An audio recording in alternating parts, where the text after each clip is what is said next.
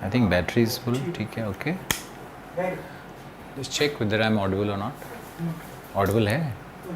Okay, thank you. Students तो आ गए. Good morning sir शुरू हो गया. Very good morning. चलो आप लोग जाओ. मुझे बच्चों से बात करने दो. Prabhat, Bhavani, Shiva, Lalu, success, Bhavani, Sumit, Mayur, thank you, Durga, Prajwal, Vivek, Kapil, thank you. Very good morning to you all. सबको बहुत शुभकामना आज के दिन का. और कल हम लोगों ने ऑस्ट्रेलिया के ऊपर में एक बहुत ही फंडामेंटल, बहुत ही बेसिक चीज़ों को देखा था, पॉलिटिकल मैप को देखा था. और आज आप समझोगे कि हम किसी भी टॉपिक को कैसे और हायर लेवल पे ले जा सकते हैं, उसको कैसे और यूज़फुल बनाया जा सकता है. और ऐसे मान लो एक हमारा विषय है ऑस्ट्रेलिया, तो हम उस ऑस्ट्रेलिया में ऐसा कितना पढ़ना होगा और क्या पढ़ना होगा कि हम सभी प्रश्न जो भी पीसीएस और आईएएस में आए उनका समाधान हमारे क्लास नोट से हो. हमने जो किया क्लास में उसी से समाधान निकलना चाहिए ना, तब बात बनेगी. मुझे आशा है कि आपको पीडीएफ के फॉर्म में ऑस्ट्रेलिया का जो फिजिकल है, ऑस्ट्रेलिया का जो ह्यूमन इकोनॉमिक ज्योग्राफी का पार्ट है, वो पीडीएफ के फॉर्म में आपको प्राप्त हो चुका है. और आप उसको गो थ्रू कर रहे हो और उस मटेरियल को देखोगे कितने मेहनत से और कितने परिश्रम से उसको तैयार किया गया है. और सब कुछ उसमें करंट है, बिल्कुल करंट है. चाहे उसका पॉपुलेशन का डेटा हो, चाहे उसका मिनरल्स का डेटा हो, चाहे उसका इंडस्ट्री का डेटा हो. तो इतना करंट के साथ हम लोग आ रहे हैं. पूरी रिसर्च टीम पीछे लगी हुई है हमारे, और वो रिसर्च टीम बहुत शानदार काम कर रही है निर्देशन में. रोज ही हम देखते हैं कि कैसे लिख रहे हैं, वो क्या लिख रहे हैं, वो क्या मटेरियल जाना चाहिए. तो आप लोग तैयार रहो अपने उज्जवल भविष्य के लिए. और राजीव, नेहा, अमन, रंजल, पुष्पेंद्र, रविंद्र, विकास, प्रशांत, देश, अमित, नीरज, अनिरुद्ध, सीमा, शिव, संजीव, दुर्गा, कृष्ण, संचा, बस मनोरमा. मैं काश, रोज मेरे अंदर में ये भावना आ जाती है कि काश मैं आपको देख पाता, काश आप मेरे सामने होते. मैं देखता सबको कि कौन कैसा है, कैसे लोग सज संवर के बैठे हैं मोबाइल के सामने और कैसे लोग दिख रहे हैं. एक चीज़ शेयर करना है आप लोगों से. वर्ड्सवर्थ ने एक बड़ी शानदार बात कही थी. वर्ड्सवर्थ एक बड़े पोएट हुआ करते थे, इंग्लिश थे. उन्होंने कहा, the child is the father himself and the style is the man himself. जो बचपना होता है ना, उसी में बड़ा होकर के वो क्या बनेगा उसका सारा गुण दिखता है. तो आप जब 10 वर्ष के थे, जब आप 18 वर्ष के थे, जब मे भी आज आप 20, 21, 25 वर्ष के हो या 30 वर्ष के हो, तो आप वही बनकर के उभर करके आए हो जैसा आप बचपन में थे. तो लेकिन हम इसमें थोड़ा सा अलग सोचते हैं कि आप उसमें जब आप जानते हो कि हम अब मैच्योर हो चुके हैं, आपकी बुद्धि मैच्योर हो चुकी है, तो आप अपने अंदर में बड़ा परिवर्तन ला सकते हो. क्योंकि मेरा जन्म भी किसी गांव में हुआ, हमने भी किसी खपड़ेल वाले स्कूल में पढ़ाई की, हमने भी लालटेन देखा बचपन में. लेकिन फिर जैसे जैसे दिल्ली आए, दिल्ली यूनिवर्सिटी का एक्सपोजर हुआ, स्कूल्स कॉलेजेस अच्छे मिले, तो वहां करके मैंने बहुत परिवर्तन देखा अपने अंदर में आते हुए. तो आप भी, और ये परिवर्तन कैसे आता है? ये परिवर्तन आता है जब आप किसी ऐसे व्यक्ति से मिलते हो, ये ऐसे शिक्षक से मिलते हो, ऐसे लोगों के समूह से मिलते हो, तब आपके अंदर में बड़ा, आपके व्यक्तित्व में परिवर्तन आने लगता है धीरे धीरे. मेरे जीवन का बहुत बड़ा उद्देश्य है कि आप सफल हो जाओ. और सफलता के 2 पैमाने होंगे. एक पैमाना तो होगा कि आप किस प्रकार का जॉब कर रहे हो और सोसाइटी को क्या दे रहे हो. दूसरा ये होता है कि आप अपने मधुर संबंधों को, सामाजिक संबंधों को, अपने जीवन शैली को कितना परिवर्तन कर पा रहे हो और कितना सुख का अनुभव करते हो जीवन में. तो ये बात आपसे शेयर करनी थी मुझे, मैंने कर लिया. आपके बहुत सारे प्रश्न आने लगते हैं. हिस्ट्री के नोट्स आज आपको मिल जाएंगे. आज 2 अपलोड्स किए जाएगा. Yeah yes, love you Saurabh, love you too Akhil, Vishal, Desh. कल तो आपका क्लास हुआ नहीं था, मेरा बिल्कुल क्लास हुआ था। कल हम आए थे, आरुष, इंद्रानी, सर्वेश, सभी जो भी हमारे पब्लिक सर्वेंट जो हमारे आज सामने आए हुए हैं, जो बच्चे पढ़ रहे हैं, जो स्टूडेंट्स पढ़ रहे हैं, सबको मेरा एक और अभिवादन, क्योंकि कुछ लोग लगता है लेट ज्वाइन किया है। अखिल, विशाल, सर्वेश, छोटे, क्या नाम है इनका, छोटे, प्रेम, रोहित, धनराज, अमन, मिथिलेश, सोमनाथ, बस बस बस बस बस बस बस। अब देखो, अब चूंकि हम आपके मेंटर हैं, तो एक मेंटरशिप में एक बात होती है कि आपको आपके व्यक्तित्व के ट्रांसफॉर्मेशन पे भी कुछ बात करनी होती है। तो अभी रुको, एसएमएस रुको, लिखना बंद करो, आपको सुनना है। आप आईएएस और पीसीएस अधिकारी बनने के क्रम में 2 बातों का ख्याल रखोगे। 2 बातें हिंदी माध्यम के लिए परम आवश्यक हैं, और ये जो परम आवश्यक शर्तें हैं, इनको सांस रोक करके सुनना होगा, इनको समझना होगा और इनका अनुपालन करना होगा। आप इन 2 शर्तों को पहले सुनो। जब भी हम क्लास में आएंगे तो आईएएस बनने, पीसीएस बनने की प्रक्रिया में सिर्फ विषय का ज्ञान ही आवश्यक नहीं है, बल्कि विषय के ज्ञान के साथ साथ आपके व्यक्तित्व में, आपके चिंतन की शैली में, आपके सोचने की क्षमता में, आपके बौद्धिक क्षमता में, आपके सोचने के तरीके में भी परिवर्तन करना होता है। आप ये अंतर आपको समझना होगा कि आप किस पद के लिए जा रहे हो, किस गरिमामयी पद के लिए जा रहे हो। आप कितने बड़े सौभाग्यशाली हो कि इस देश के करोड़ों लोग चाइल्ड लेबर देखते हो ना, बाल श्रम देखते हो ना, अनएम्प्लॉयड लोगों की फौज देख रहे हो ना, आप कितने भाग्यशाली हो। बहुत छात्रों को मैंने देखा है अपने भाग्य को कोसते हुए कि मेरा पिता किसान है, मेरे पास पैसा नहीं है, मेरे पास ये नहीं है, मेरे पास वो नहीं है। दूसरों की बड़ी गाड़ियों को देख करके तरस रहे हो, दूसरों के जीवन शैली को अपनाने की कोशिश कर रहे हो, एक झूठी दुनिया में रहने की कोशिश कर रहे हो कि मैं भी पढ़ा लिखा हूं तो मैं भी धनवान बनूंगा। तो झूठ बोलने के उस जोन में कई बार लोग चले जाते हैं और अपने ही झूठ में फंस करके एक समय के बाद वो अपने को ही घुटित महसूस करते हैं। तो मेरे छात्रों, मेरे विद्यार्थियों, मेरे पब्लिक सर्वेंट्स, आपको ये समझना बहुत जरूरी है कि आप जिस मिशन पे आगे बढ़ रहे हो, जिस मिशन पे आप चलना शुरू किए हो, ये मिशन बहुत ही अलग मिशन है। और इस मिशन में जाने के लिए मैं एज ए मेंटोर, मैं एज ए गाइड, मैं एज ए टीचर आपको रोज 1-2 बात ज्योग्राफी से हट करके जरूर बताऊंगा और उसका पालन आपको करना है। ये मैंने अपने 20 साल के इतिहास में, अपने शिक्षक जीवन के 15 से 17 वर्ष के इतिहास में मैंने अपने सभी छात्रों के साथ किया है। और बहुत इसका रिजल्ट भी, इसका परिणाम भी उतना ही खूबसूरत निकल करके सामने आता है। अब आप मेरे 2 बातों को आज सुनो, इन 2 तथ्यों को अपनाओ और ये बहुत जरूरी है। पहला, आईएएस के, पीसीएस के मुख्य परीक्षा में हिंदी भाषा कैसे लिखी जानी चाहिए, हिंदी भाषा को कैसे लिखना है। क्या हिंदी भाषा सरल होनी चाहिए या हिंदी भाषा जटिल होनी चाहिए या हिंदी भाषा फ्लावरी होनी चाहिए, कवितामयी होनी चाहिए या पोएटिक होनी चाहिए?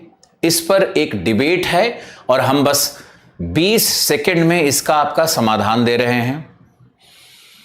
आप सब पढ़े लिखे हो, आपके कई शिक्षक होंगे, आपके लिए हजारों वीडियोस उपलब्ध हैं।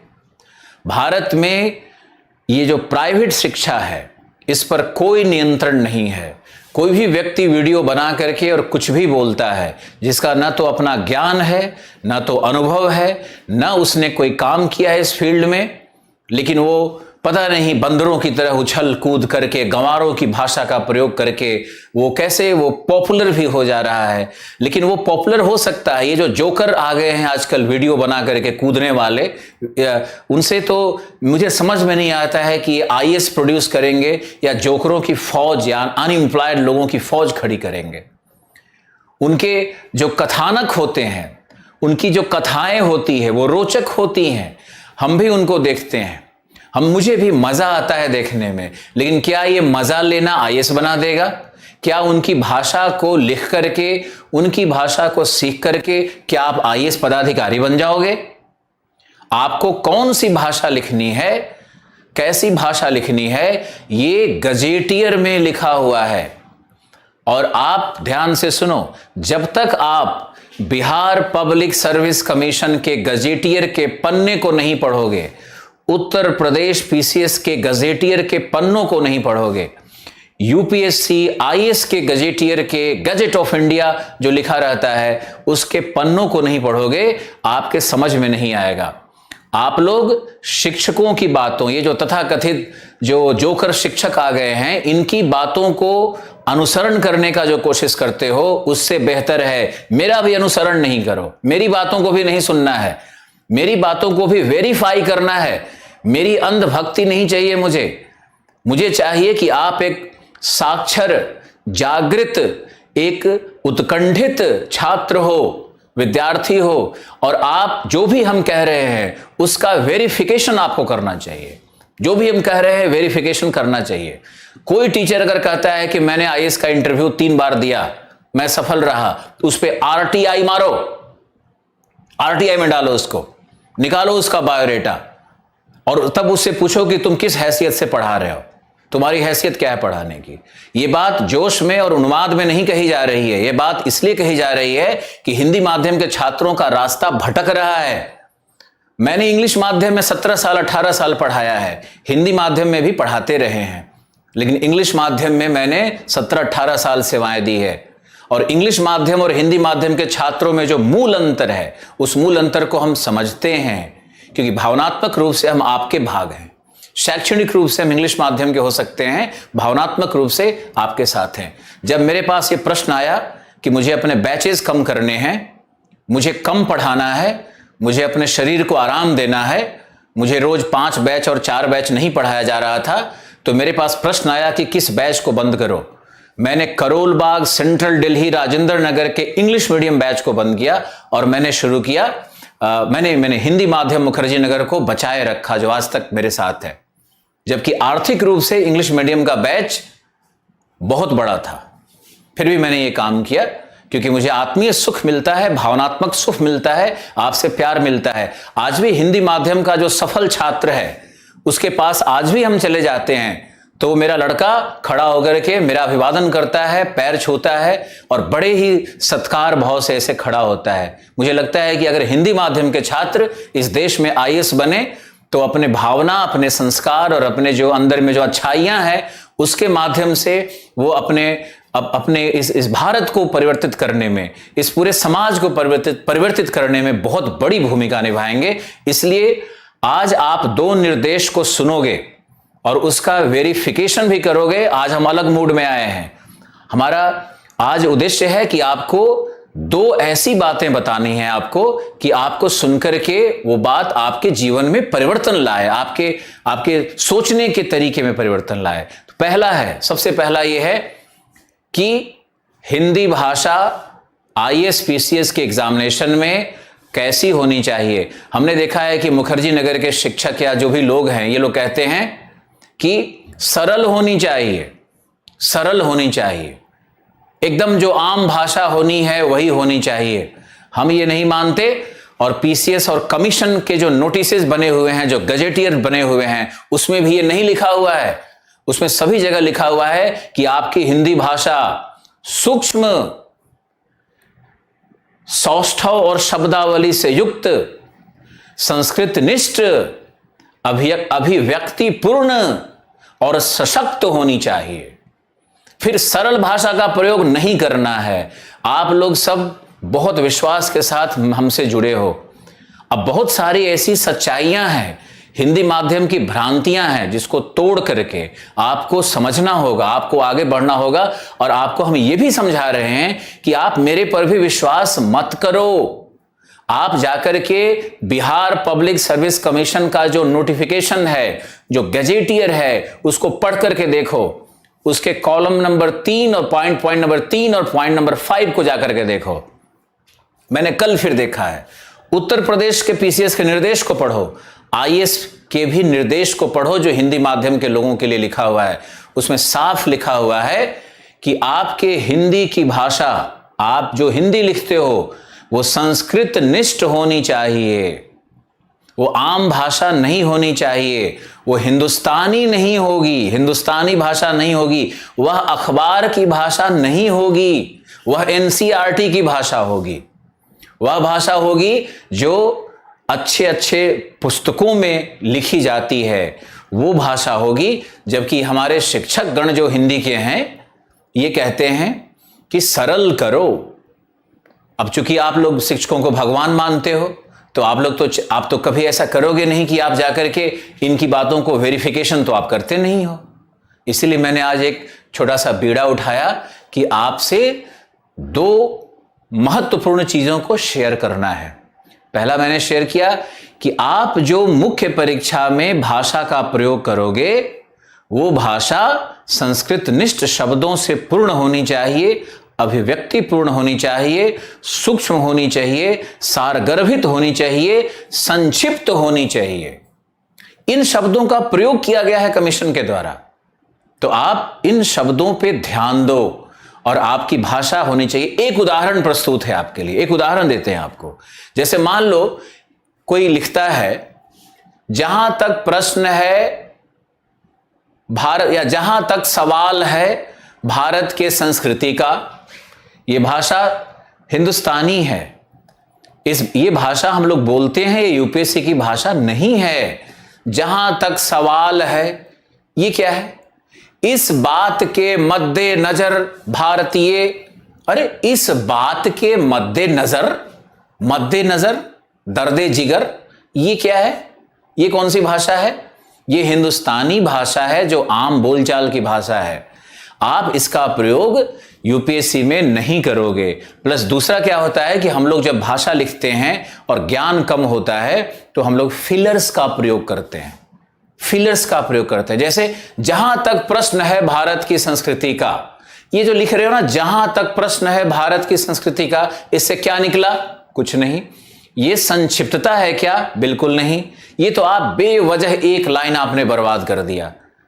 यूपीएससी कहती है, पीसीएस कमीशन बोर्ड्स कहते हैं, अपने गजेटियर में कहते हैं कि आप लोग संक्षिप्त भाषा का प्रयोग करो, संस्कृत निष्ठ भाषा का प्रयोग करो, आम भाषा का प्रयोग नहीं करो।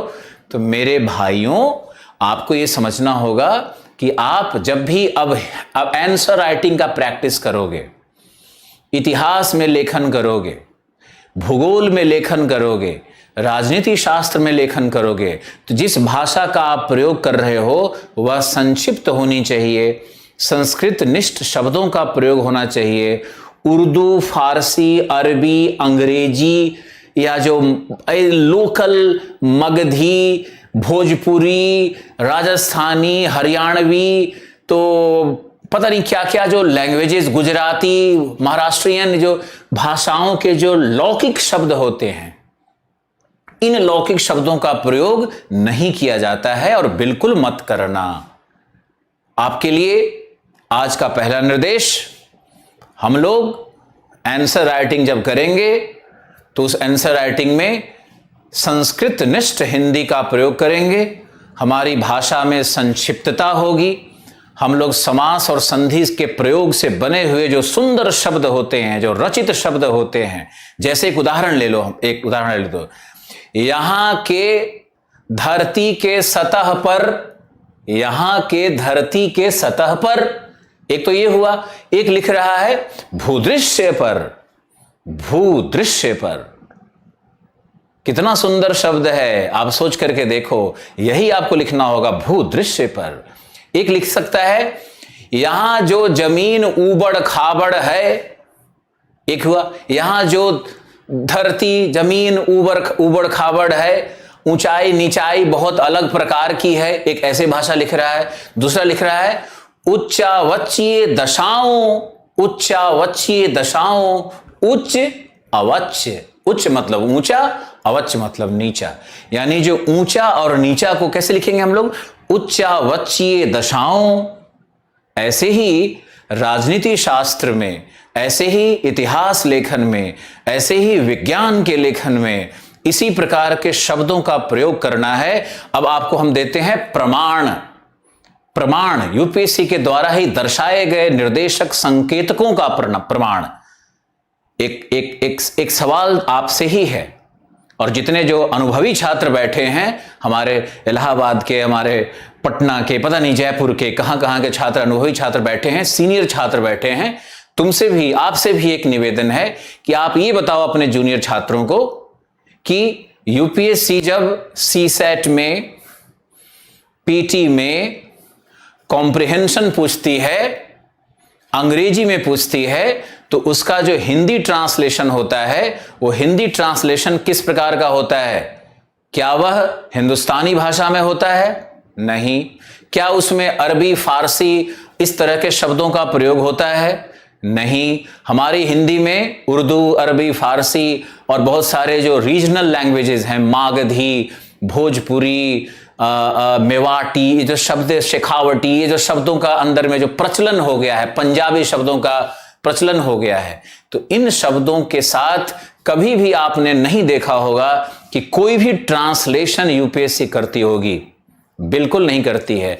आप गजेटियर की भाषा देखो, आप किसी भारत के राजपत्र की भाषा देखो, आप किसी रेलवे में उद्घोषणा करने वाले लोगों की भाषा देखो, ये भाषा संस्कृत निष्ठ है। तो आप यूपीएससी में जब लिखने जाते हो, जब आंसर राइटिंग करने जाते हो, तो आपको भी संस्कृत निष्ठ भाषा लिखनी होगी, आपको भी शुद्ध हिंदी लिखनी होगी। कठिन शब्दों का प्रयोग नहीं, जटिल शब्दों का प्रयोग नहीं, लेकिन सुंदरतम शब्दों का प्रयोग, संक्षिप्तता, उसमें अभिव्यक्ति, ये सारे गुण होने चाहिए। और आप हमारी इन बातों को कहां से सत्यापित करोगे? बिहार पब्लिक सर्विस कमीशन के गजेटियर से, निर्देश से, और Uttar Pradesh public service commission और आईएएस के सर्विस कमीशन के गजेटियर में देखोगे, साफ लिखा हुआ है। हमारा आज का पहला संदेश खत्म होता है। मुझे आशा है आपको समझ में ये बात आई होगी कि आलोक रंजन सर ने आज कहा, और पूरी ताकत से कहा, कि हमें जो भाषा लिखनी है, मुख्य परीक्षा में जो भाषा लिखनी है, वो आंचलिक भाषा नहीं होगी, स्थानीय भाषा नहीं होगी, उर्दू, फारसी, बंगला, मागधी, भोजपुरी और पंजाबी शब्दों का प्रयोग नहीं होता है उसमें, बल्कि उसमें संस्कृत निष्ठ शब्दों का प्रयोग होता है। और मेरी इस बात को अगर कोई चैलेंज कर रहा है, कोई भी शिक्षक या कोई भी संस्था अगर चैलेंज करती है, तो उस व्यक्ति को यह बताओ कि गजेटियर में लिखा हुआ है। कोई तुमको दिग्भ्रमित करने की कोशिश करता है, उससे बहस नहीं करना है, उससे कोई बात नहीं करनी है आपको। आप कहो भैया तुम ठीक हो, हमें माफ कर दो, बस हमें माफ कर दो, आप ठीक हो, आपको जो लिखना है लिखो, हम तो ऐसे ही ठीक हैं, ऐसे ही ठीक है, हम ऐसे ही लिखेंगे, हाथ जोड़ लो उसके आगे, बस बहस नहीं करना है। दूसरा, आप ये समझते हो ना कि तुम्हारे हित में मैंने काम करना है। आप कब मेरा स्वर्गान करोगे? आप कब मुझे यश को प्राप्त करवाओगे? मेरा यश कैसे फलेगा? मुझे लोग कैसे और जानेंगे? मुझे प्यार कैसे मिलेगा आपसे? जब हम आपके सामने सत्य को रखेंगे, और यही एक सत्य है। और आपको एक बात और बता दूं कि पुरुषोत्तम दास टंडन कमेटी ने गांधी के हिंदी को रिजेक्ट कर दिया था, अस्वीकृत कर दिया था। गांधी कह रहे थे, महात्मा गांधी कह रहे थे कि हिंदुस्तानी भाषा का प्रयोग करो, हिंदी हिंदुस्तानी में होनी चाहिए। पुरुषोत्तम दास टंडन कमेटी ने कहा कि नहीं, संस्कृत निष्ठ होगी, और भारत की भाषा वो संस्कृत निष्ठ होगी, हिंदी संस्कृत निष्ठ होगी, क्योंकि जो दक्षिण भारत की भाषाएं हैं वो संस्कृत से अनुप्राणित हैं। कैसा शब्द है? संस्कृत से अनुप्राणित हैं। कितना सुंदर लैंग्वेज बनता है हिंदी का।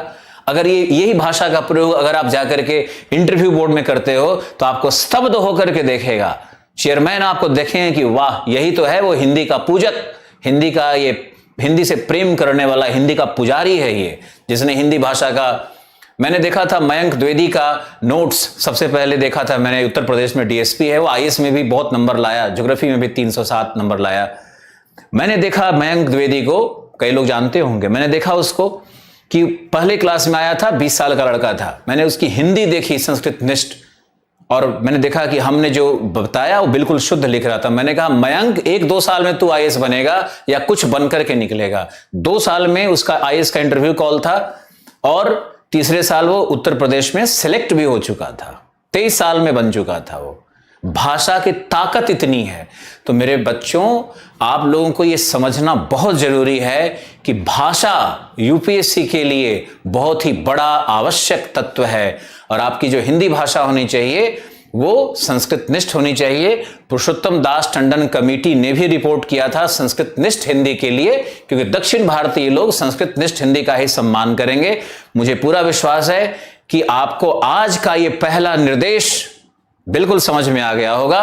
अब आप अपने मोबाइल से लिखो कि समझ में आ रहा है कि नहीं, मुझे जल्दी बताओ।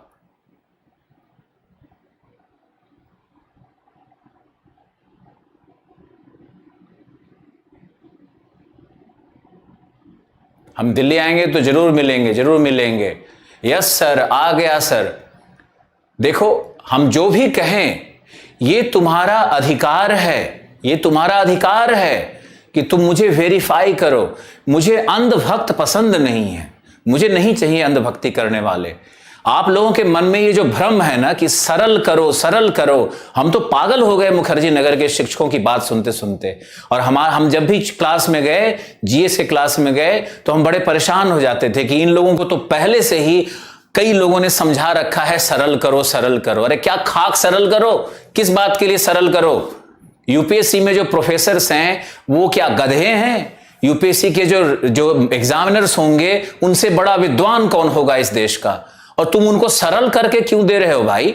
उनको तुम ऐसा दो, संक्षिप्तता के साथ, सार गर्भित बातों को सुंदर शब्दावलियों के प्रयोग के साथ, संस्कृत निष्ठ हिंदी के साथ आप एक सुदृढ़ भाषा का प्रयोग करके दोगे, तब वो कहें कि वाह, यही वो व्यक्ति है। और हिंदी का सम्मान तुमसे है।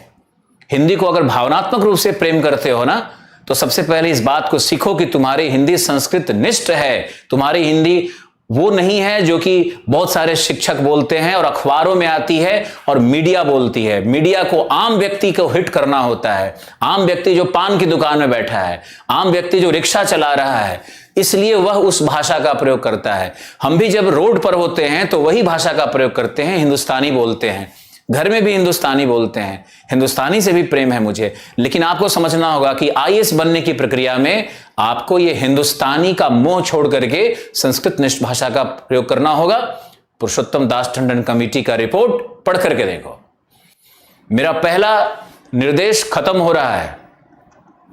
दूसरा निर्देश, बहुत ध्यान से सुनना। यह हजारों बच्चों का प्रश्न होता है और यह हिंदी माध्यम का एक बहुत ही बड़ा और विकट प्रश्न होता है।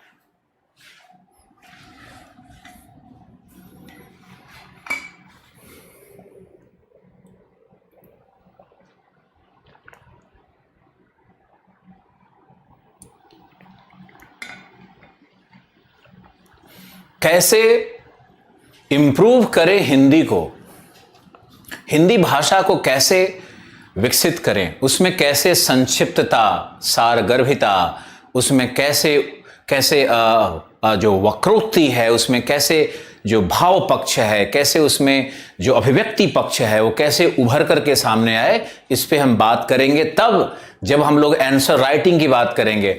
और तुम लोग एक बात ध्यान से सुनो, अभी 2-3 महीने आंसर राइटिंग पे बहुत बात नहीं की जाएगी, बहुत एलिमेंट्री लेवल पे हो। भले ही तुमने कुछ भी पढ़ रखा हो, आपने कहीं भी कोचिंग कर रखा हो, बड़े बड़े कोचिंगों के नाम का टैग गले में डाल रखा हो, लेकिन अब आपको समझना है कि आपको पूरी तरह से चीजों में परिवर्तन लाना है। क्या पढ़ना है और क्या छोड़ना है ये भी समझना होगा। हम समझते हैं कि जिस दिन आप ये समझ गए कि क्या नहीं पढ़ना है, क्या नहीं पढ़ना है, इसको पहले समझो, और क्या पढ़ना है वो तो अपने आप ही क्लियर हो जाएगा। तो आप आईएएस बनोगे और आईएएस बनने के रेस में हिंदी माध्यम फिर एक बार उठेगा। हमारी इंग्लिश मीडियम के जीएस बैचेस भी शुरू होने वाली हैं। आप चाहो तो उसके भी कुछ वीडियोज, प्रारंभिक वीडियोज आप जरूर देखना। आपको समझ में आएगा कि इंग्लिश माध्यम और हिंदी माध्यम में फर्क क्या है और वहां बच्चे रिस्पॉन्स कैसे देते हैं।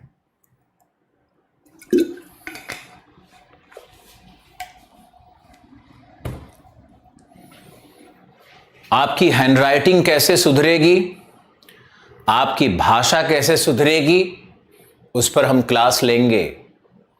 क्योंकि आपका अगर मेंटरशिप करना है तो सिर्फ ज्योग्राफी के 5 तथ्य पढ़ाने से आप कभी आईएएस नहीं बनोगे। ज्योग्राफी तो आपको पढ़ाना ही है। कल मैंने आपको ज्योग्राफी पढ़ाई थी, बहुत थोड़ी सी पढ़ाई थी, लेकिन मैंने आपको कई शब्दावलियों से परिचित कर दिया। मैंने आपको ज्योग्राफी के उस डायमेंशन को बताया, उन बातों को आपके सामने रखा, बड़े ही सरल भाव से रखा, जहां आपका ब्रेन बिल्कुल करंट चीजों की तरफ मूव कर गया होगा। जीलैंडिया की बात की, पैंजिया की बात की, हमने टेरेन की बात की। टेरेन शब्द तो अभी बाजार में आया भी नहीं है। हमने टेरेन शब्द की, अभी तो आया ही नहीं है ये, लेकिन हमने टेरेन शब्द की बात की। तो ये आपको समझना है कि ज्योग्राफी के अंतर्गत हम लोग सिर्फ और सिर्फ शब्दावली, सिर्फ और सिर्फ फैक्ट्स नहीं पढ़ेंगे, बल्कि करंट अफेयर का जो जरूरत है ना, उसको भी हम लोग पढ़ते चले जाएंगे। आज का हमारा पहला निर्देश खत्म हुआ। तुम्हारा कमेंट शो हो रहा है। बैच में एडमिशन हम लोग संभवतः इस पूरे महीने तक लेंगे, उसके बाद ही क्लोज कर देंगे इसको।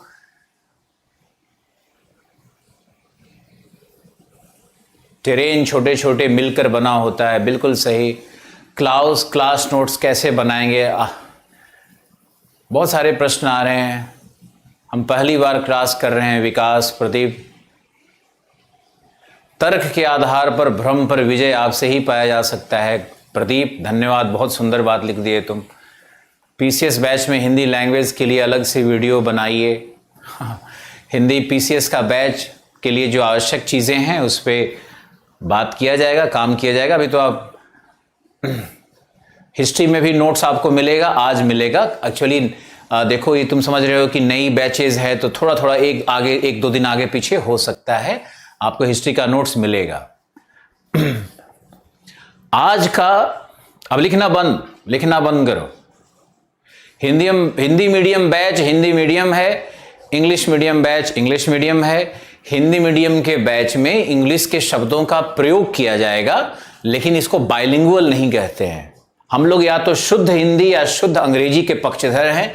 ये बीच बीच में जो हाइब्रिड चल रहा है आजकल, ये अच्छा नहीं है बच्चों के भविष्य के लिए, क्योंकि ऐसे बच्चे, बाइलिंगुअल बच्चे, मुख्य परीक्षा को कभी क्वालिफाई नहीं करेंगे। ना तो वो अंग्रेजी के रहेंगे, ना तो वो हिंदी के रहेंगे। जब आप मुझे अंग्रेजी में सुनोगे तो आप कहोगे कि अंग्रेजी सीखने का विषय आलोक रंजन बन गया है। आप हिंदी का प्रवाह देखोगे, जब हम लिखवाएंगे नोट्स या कुछ करेंगे आपके साथ, तो आप देखोगे कि हिंदी का भी एक मानक आलोक रंजन है, इनको फॉलो करना है। लेकिन हमने कभी भी हिंदी और इंग्लिश को हाइब्रिडाइजेशन नहीं किया, उसको कभी जोड़ करके नहीं दिखाया। आज 15 साल से इंग्लिश का बैच, हिंदी का बैच अलग करके रखा हुआ है। ये जो बाइलिंगुअल थ्योरी है, ये सिर्फ और सिर्फ एक धंधा है और शिक्षकों की इनएबिलिटी है, शिक्षकों की अयोग्यता है। वो ना तो हिंदी के ही हैं, ना तो अंग्रेजी के हैं। इसलिए बाइलिंगुअल का प्रयोग नहीं होगा। बाइलिंगुअल का प्रयोग सिर्फ करंट अफेयर्स में हो सकता है, बस। अब आज का दूसरा निर्देश ध्यान से सुनना है, लिखना बंद। आज का दूसरा निर्देश, पहला निर्देश क्या था? आपकी हिंदी भाषा संस्कृत निष्ठ होगी। दूसरा निर्देश, हमारे पास प्रश्न आता है कि सर, क्या हिंदी माध्यम के बच्चे इंग्लिश के शब्दों का प्रयोग कर सकते हैं? क्या हिंदी माध्यम के छात्र जब मुख्य परीक्षा को लिखते हैं तो क्या इंग्लिश के शब्दों का प्रयोग किया जा सकता है? और अगर इंग्लिश के शब्दों का प्रयोग किया जाना है तो क्या हम अंग्रेजी के अल्फाबेट का प्रयोग करेंगे या इंग्लिश के शब्दों को देवनागरी लिपि में ही लिखेंगे? यह प्रश्न बहुत आता है मेरे पास। इस प्रश्न का उत्तर मैंने मुखर्जी नगर के हिंदी माध्यम के शिक्षकों को देते हुए देखा है, जो बड़े बड़े ब्रांड बना करके घूम रहे हैं। मैंने उनको देखा है बोलते हुए, उनका रिकॉर्डिंग्स भी मिलता है, उन्होंने रिकॉर्ड करके ये बोला हुआ है, और उनके फॉलोअर्स भी लाखों में हैं।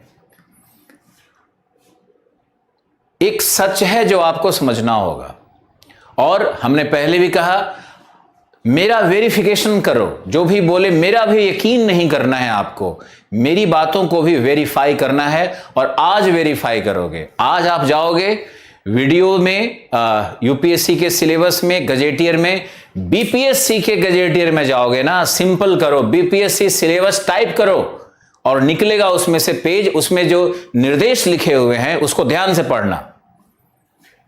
आप देखो प्रश्न का उत्तर क्या है। सर बताइए ना, हिंदी के छात्र हैं, अंग्रेजी के शब्द का प्रयोग कर सकते हैं क्या? फलाना सर ने, ढिमकाना सर ने ये कहा है कि नहीं, मत करिए। अगर आप करिएगा तो एग्जामिनर नंबर काट लेगा। वाह। हमने पूछा कौन सर, तो पता चला कि बड़े बड़े 2-4 नाम उसने कह दिए।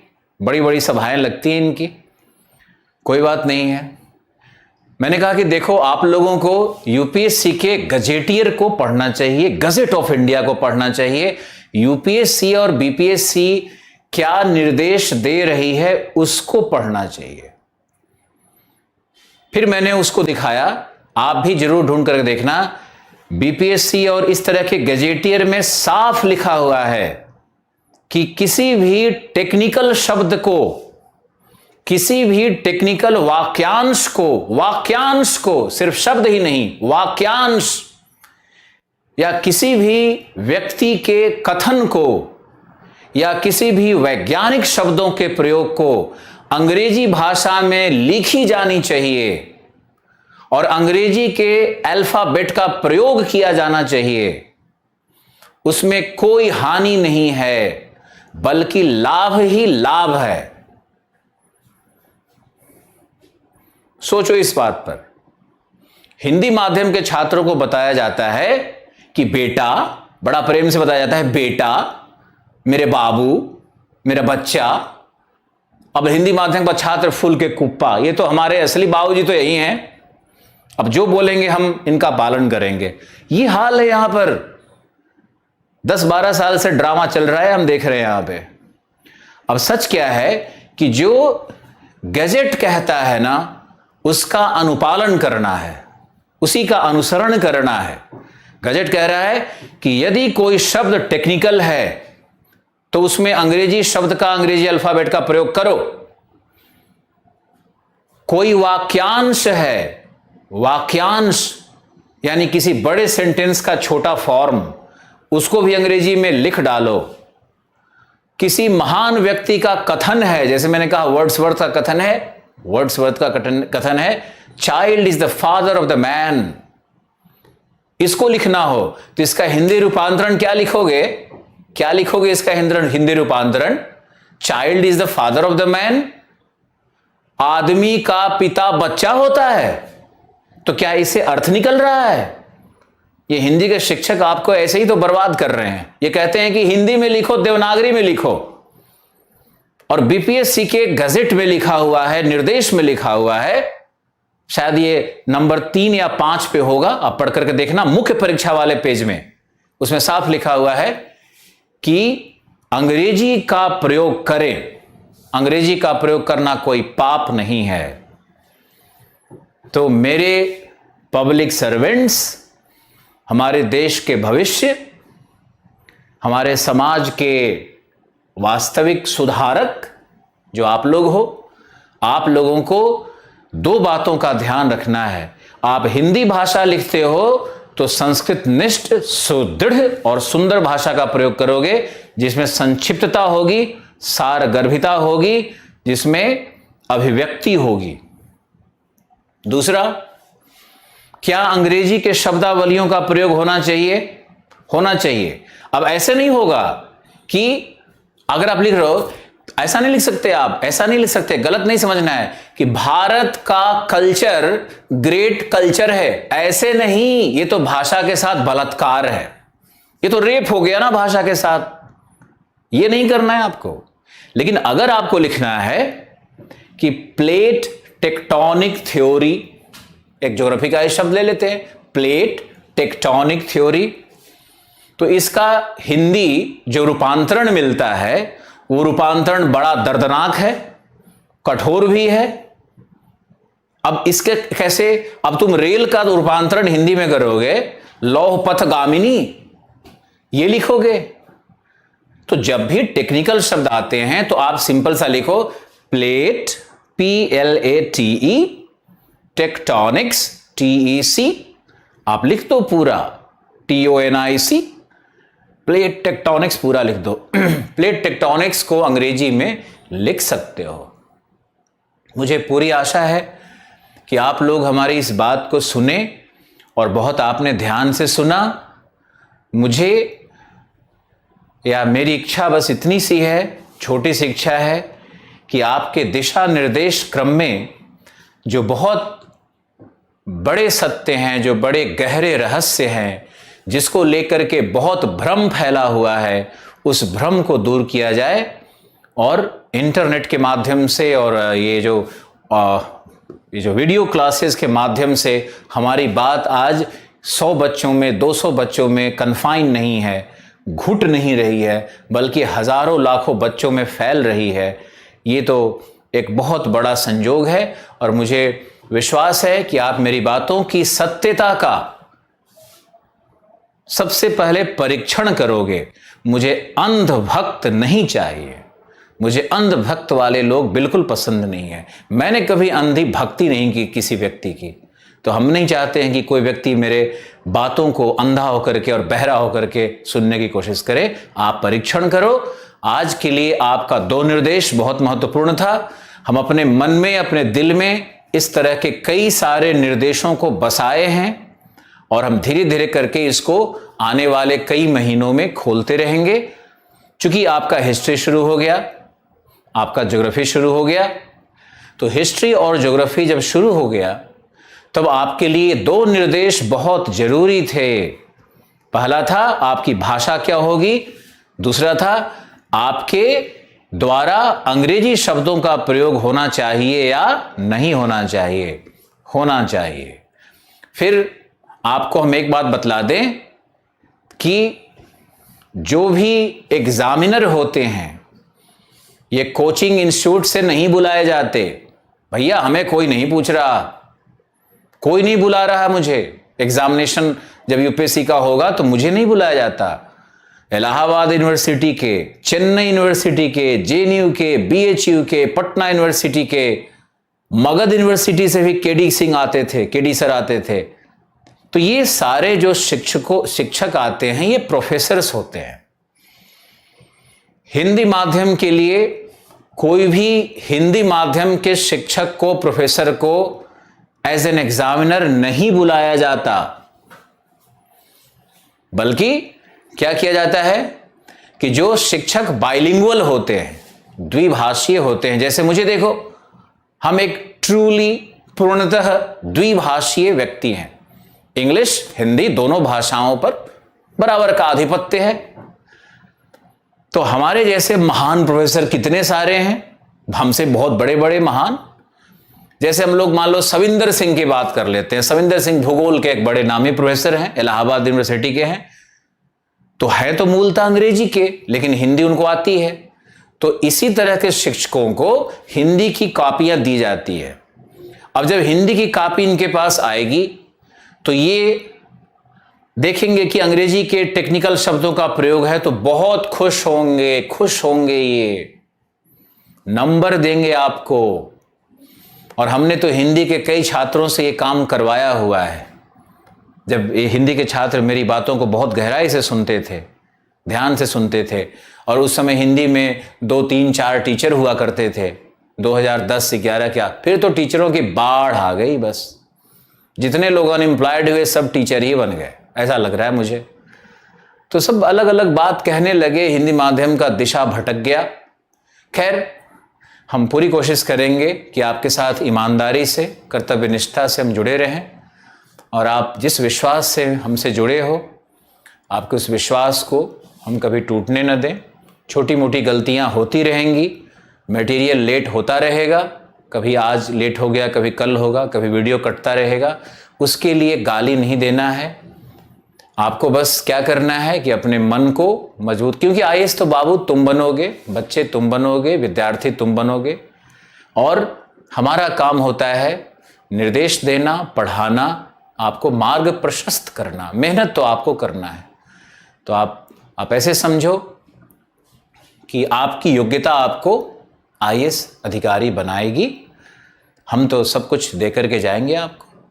अब हमने ये 2 निर्देश दिए, कितने लोगों को समझ में आया? जल्दी लिखो, लिखो यस सर, मुझे पता चले।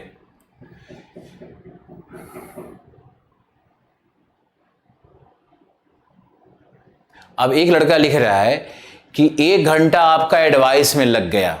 देखो, लड़का सब इस तरह का आ गया है लिखने वाला, 1 घंटा एडवाइस में लग गया, हमारा नेट खत्म हो गया। अरे भाई, अब इस तरह का कमेंट लिखोगे फिर तो हम चुप हो जाएंगे। ये जो हिंदी में इस तरह के जो लड़के आते हैं ना, ये सबसे बड़े दुश्मन हैं हिंदी माध्यम के।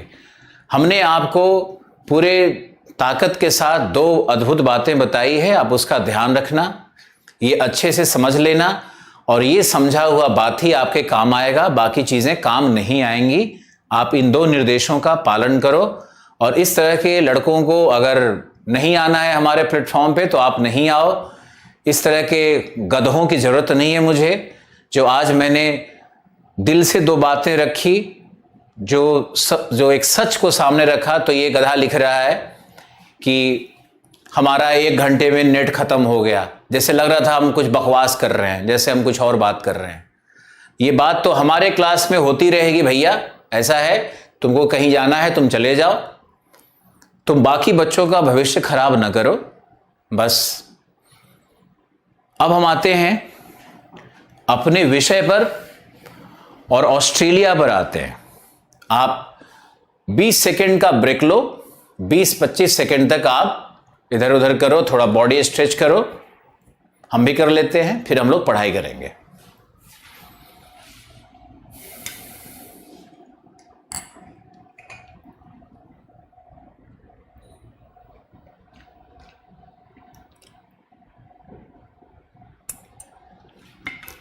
इंग्लिश वर्ड को ब्रैकेट में भी लिखने की जरूरत नहीं है, बहुत टाइम लग जाएगा। टाइम मैनेजमेंट बहुत जरूरी है ना, टाइम मैनेजमेंट बहुत जरूरी है। तो आप इंग्लिश के शब्द का, जैसे मान लो आपने लिखा प्लेट टेक्टोनिक्स, ब्रैकेट में प्लेट विवर्तनिक लिखने की कोई जरूरत नहीं है। आप बस अंग्रेजी शब्द लिखते हुए भागते रहो, लिखते रहो।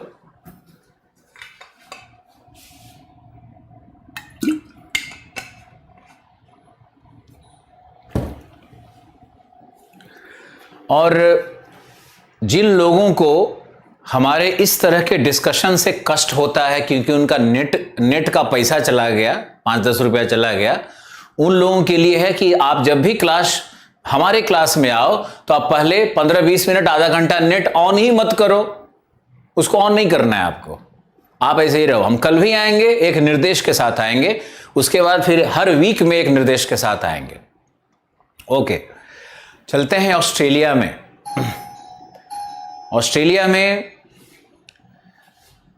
एक डिस्कशन कल हुआ था। आज का डिस्कशन ऑस्ट्रेलिया के ऊपर में एक पूर्ण डिस्कशन है, और आज ऑस्ट्रेलिया के भौतिक स्वरूप के विषय में आप जानोगे। और उसके भौतिक स्वरूप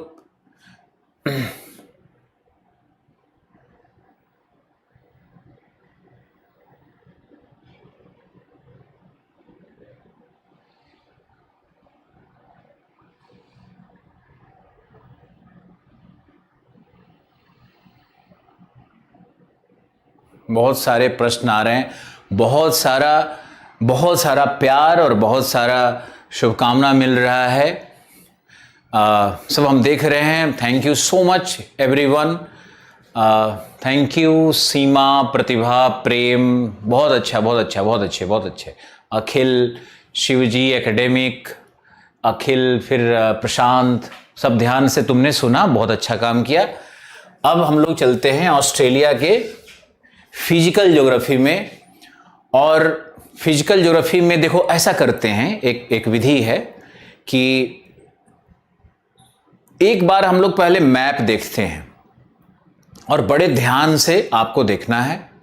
हमारे बोर्ड पे अगर आपको कम दिखता हो तो आप एटलस में भी देख सकते हो, सामने एटलस खोल करके देख सकते हो, आप आवाज सुन सकते हो आप। और दूसरा यह है कि फिर मेरे द्वारा खुद ही मानचित्र बनाया जाएगा और मानचित्र में हम सब कुछ लोकेट कर करके आपको समझाएंगे। और आज ऑस्ट्रेलिया का भूगर्भ शास्त्र, आज उसका खनिज, जलवायु, वनस्पति, मृदा सब आपको समझाएंगे। तो आपको आज बहुत ध्यान से सुनना है और बहुत ध्यान से पढ़ना है। देखो, ये ऑस्ट्रेलिया का भौतिक मैप है, जिसको कि हम लोग इसको थोड़ा बड़ा कर लेते हैं, इसको और बड़ा कर लेते हैं आपके साइज के बराबर। ये हमारा ऑस्ट्रेलिया का भौतिक मैप है। अब इस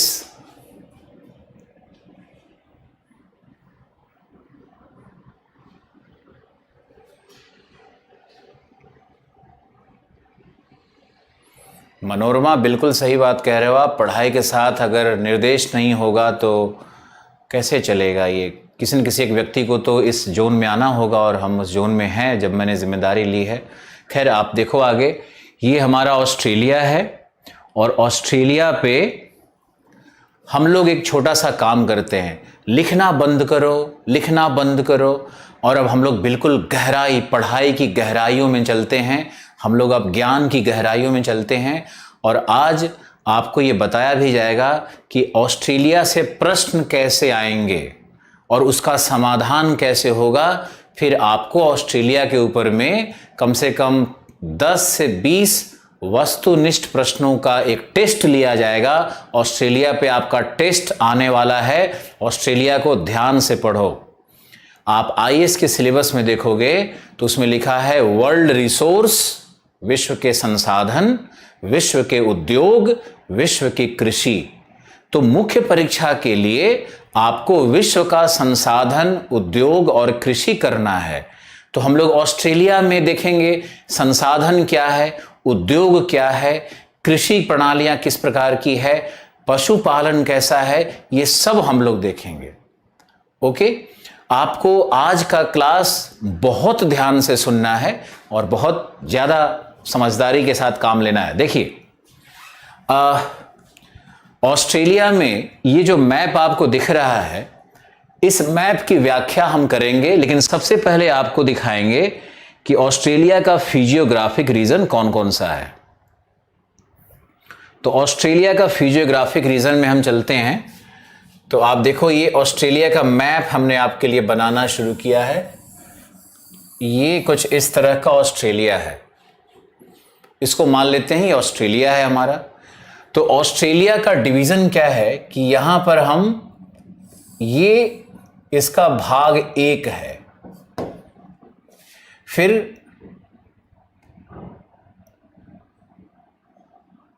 ये इसका दूसरा भाग है और ये इसका तीसरा भाग है।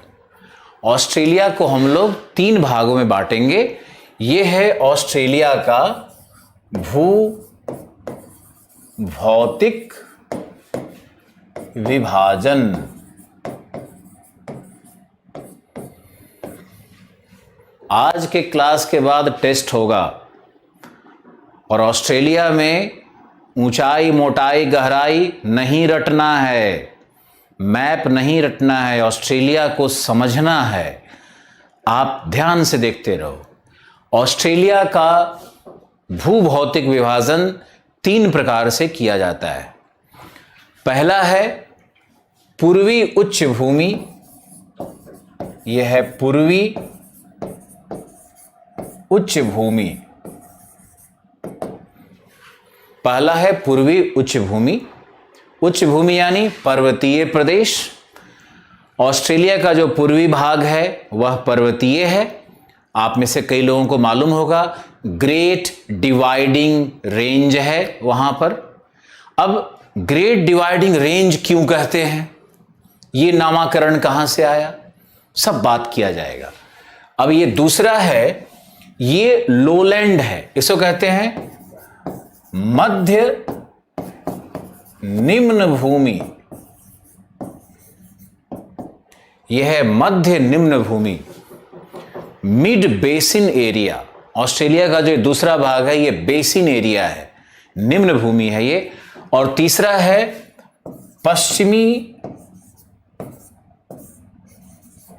पश्चिमी पठार या पश्चिमी पठारी प्रदेश। सामान्य अध्ययन के बच्चों को पढ़ाना है, तुम कोई रिसर्चर नहीं हो। इसमें बहुत सारा डिवीजन हो सकता है, जैसे नीचे में तटीय मैदान, तो ये आइलैंड यहां पर है, तस्मानिया का आइलैंड है। लेकिन जो आपको पढ़ाया जा रहा है विश्वास करके उसको वैसे ही उसी फॉर्म में आप पढ़ो, आपके हित में है। पहला है पूर्वी उच्च भूमि, दूसरा है मध्य निम्न भूमि, तीसरा है पश्चिमी पठारी प्रदेश। 3 भाग हुए। अब हम पहले में चलते हैं। तो पहले भाग में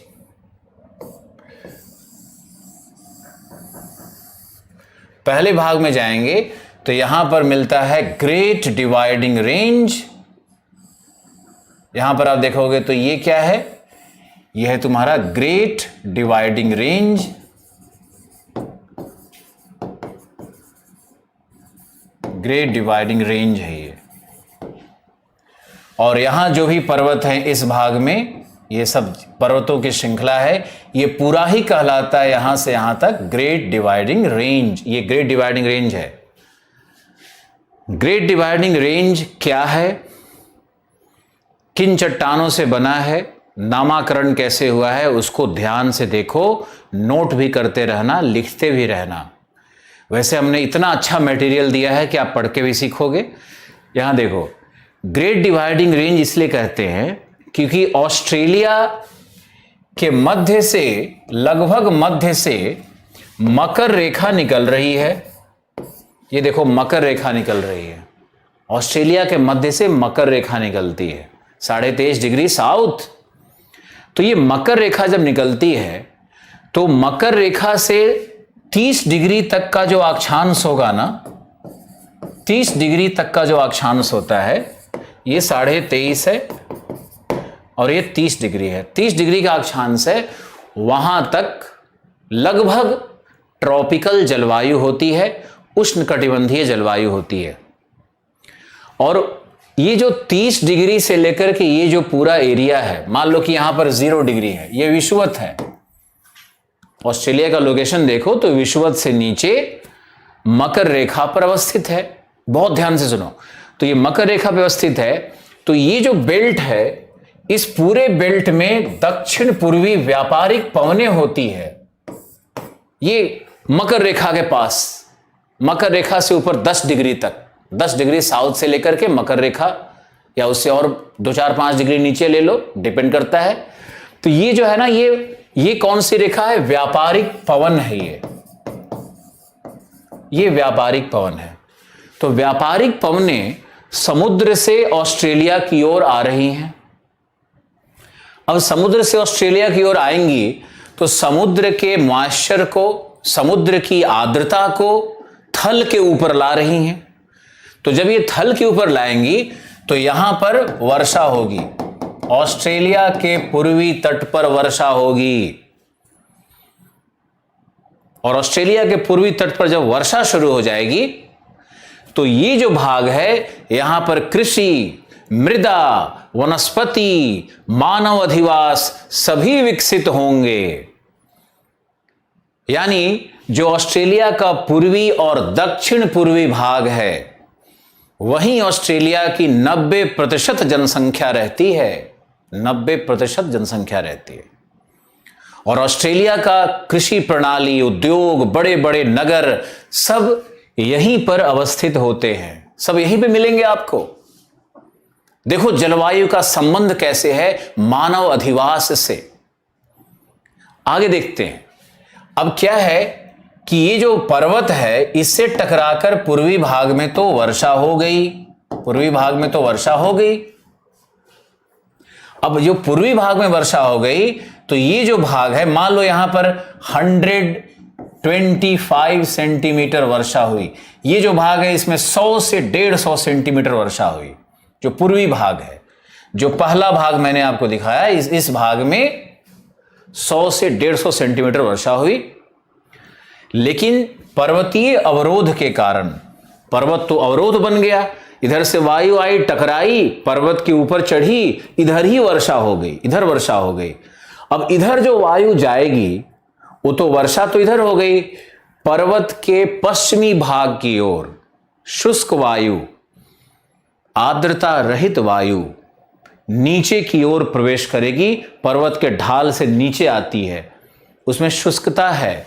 तो शुष्कता के कारण क्या होता है, इस क्षेत्र में, ये जो पूरा क्षेत्र है, यहां वर्षा 40 से 60 सेंटीमीटर होगी। बस 3 गुना वर्षा घट गई। इसी को क्या कहते हैं, वृष्टि छाया प्रदेश।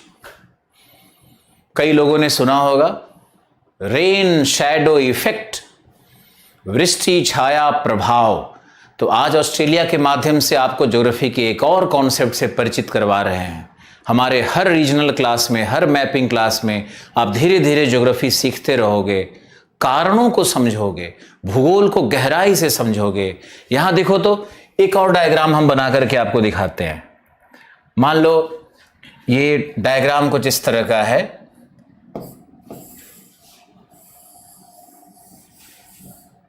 ये देखो, इसको कहते हैं क्रॉस सेक्शनल डायग्राम या ट्रांसवर्स डायग्राम।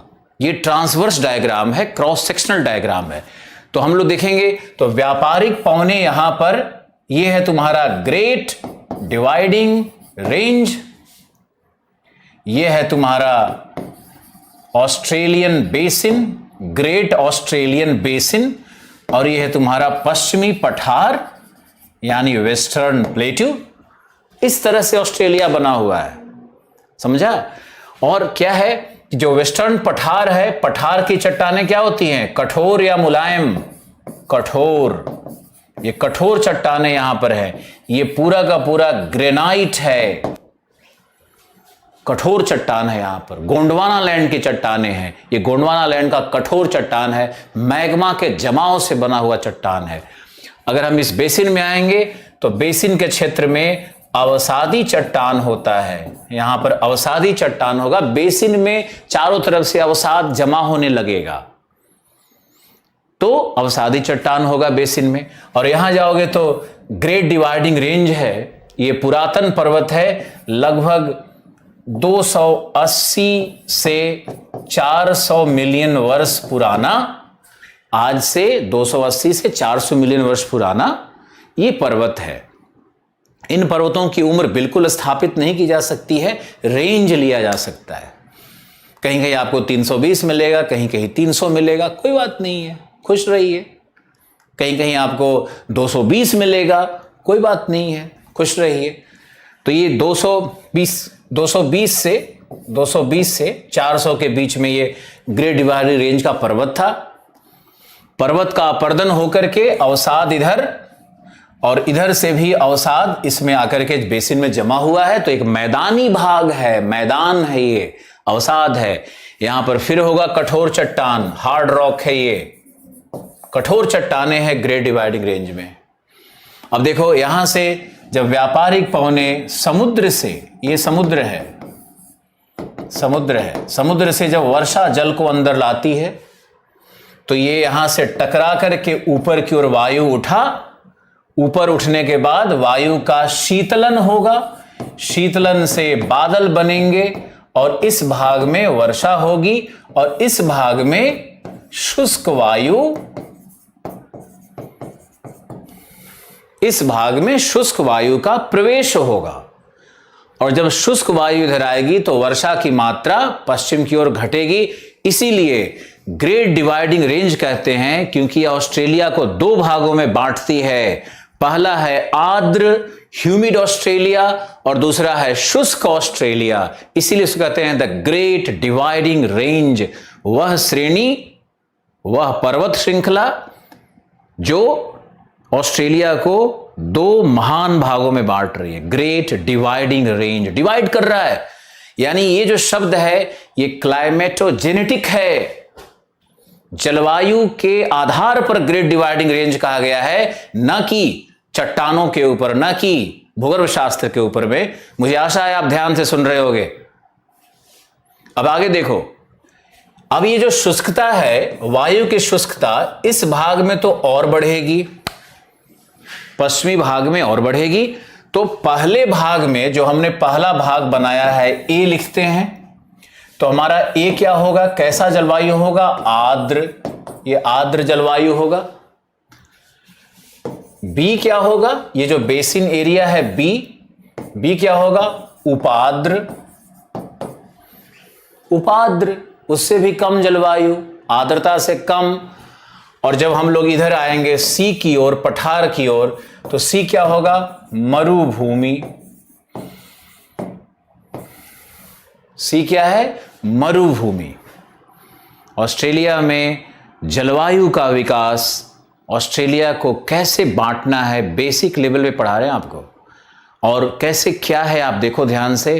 पूर्वी ऑस्ट्रेलिया में वर्षा है, ग्रेट डिवाइडिंग रेंज के कारण वर्षा रुक जाती है। पश्चिमी भाग में मरुभूमि है, और मरुभूमि और वर्षा क्षेत्र के बीच में उपाद्र है। अब आप वनस्पति को देख के समझो। ये बताओ, ए में आर्द्र क्षेत्र में घास होगा या वृक्ष होंगे या कटीली झाड़ियां होंगी? सोचना है तुमको, लिखना नहीं है, सोचना है। कटीली झाड़ियां होंगी, वृक्ष होगा, वनस्पति में क्या होगा, तो जहां वर्षा अधिक है वहां पर क्या होगा, वृक्ष होंगे, सघन वृक्ष, जंगल होगा। वनस्पति का स्वरूप समझना है तुमको। जहां वर्षा ज्यादा है वहां तो जंगल होगा, वृक्ष होंगे वहां पर। अब आगे देखो, उपाद्र जलवायु में, जो उपाद्र जलवायु है उसमें आपको समझना है कि उपाद्र जलवायु में घास होगा, कहीं कहीं वृक्ष और घास होंगे, तो घास का मैदान होगा। बी में घास का मैदान, ए में वनस्पति हरा भरा और वनस्पति वृक्ष के रूप में मिलेगा।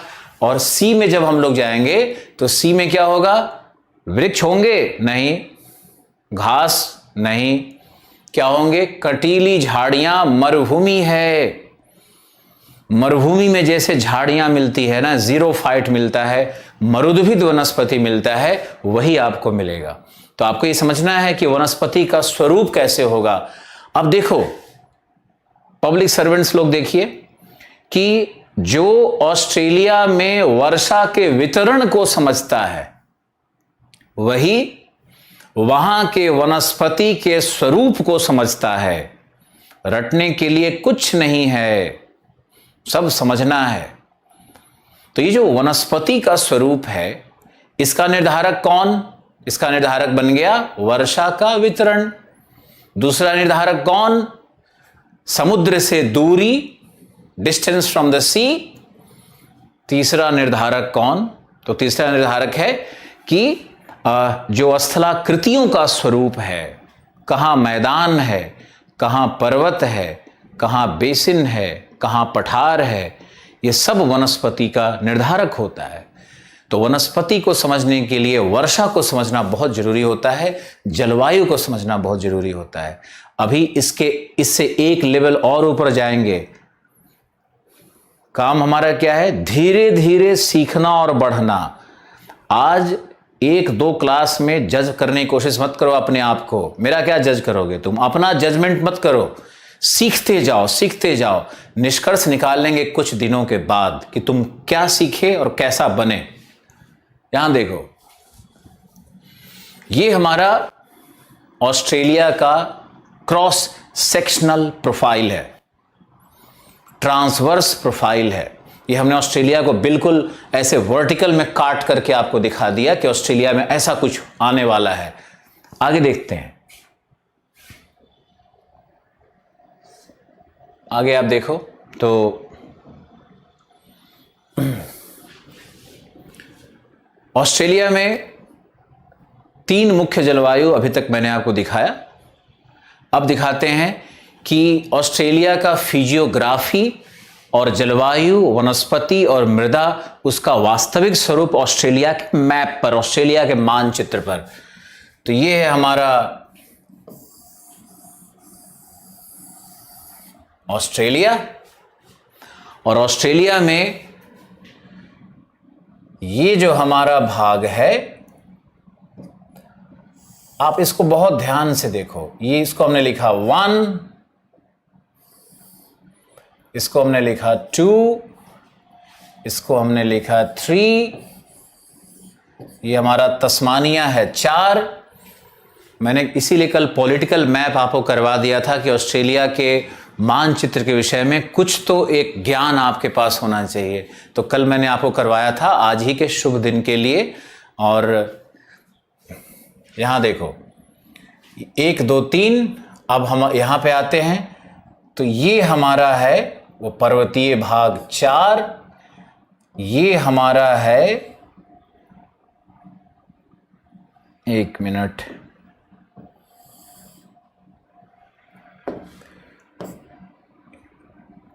ये जो हमारा भाग है ये कुछ इस तरह से बना हुआ है। ये है 5, ये है 6, ये है 7, और ये जो हमारा भाग है ये भी है 3, और ये हमने डॉट्स में आपको इस तरह से कुछ डॉट्स बना दिए हैं। अब आप ऑस्ट्रेलिया का और गहन अध्ययन करते हैं और अंदर जाकर के देखते हैं कि क्या होगा ऑस्ट्रेलिया का। ऑस्ट्रेलिया में आओ, अब सबसे पहले में आओ तो सबसे पहला क्या है? पूर्वी तटीय आर्द्र जलवायु प्रदेश। यहां पे जलवायु क्या है? समुद्री जलवायु है।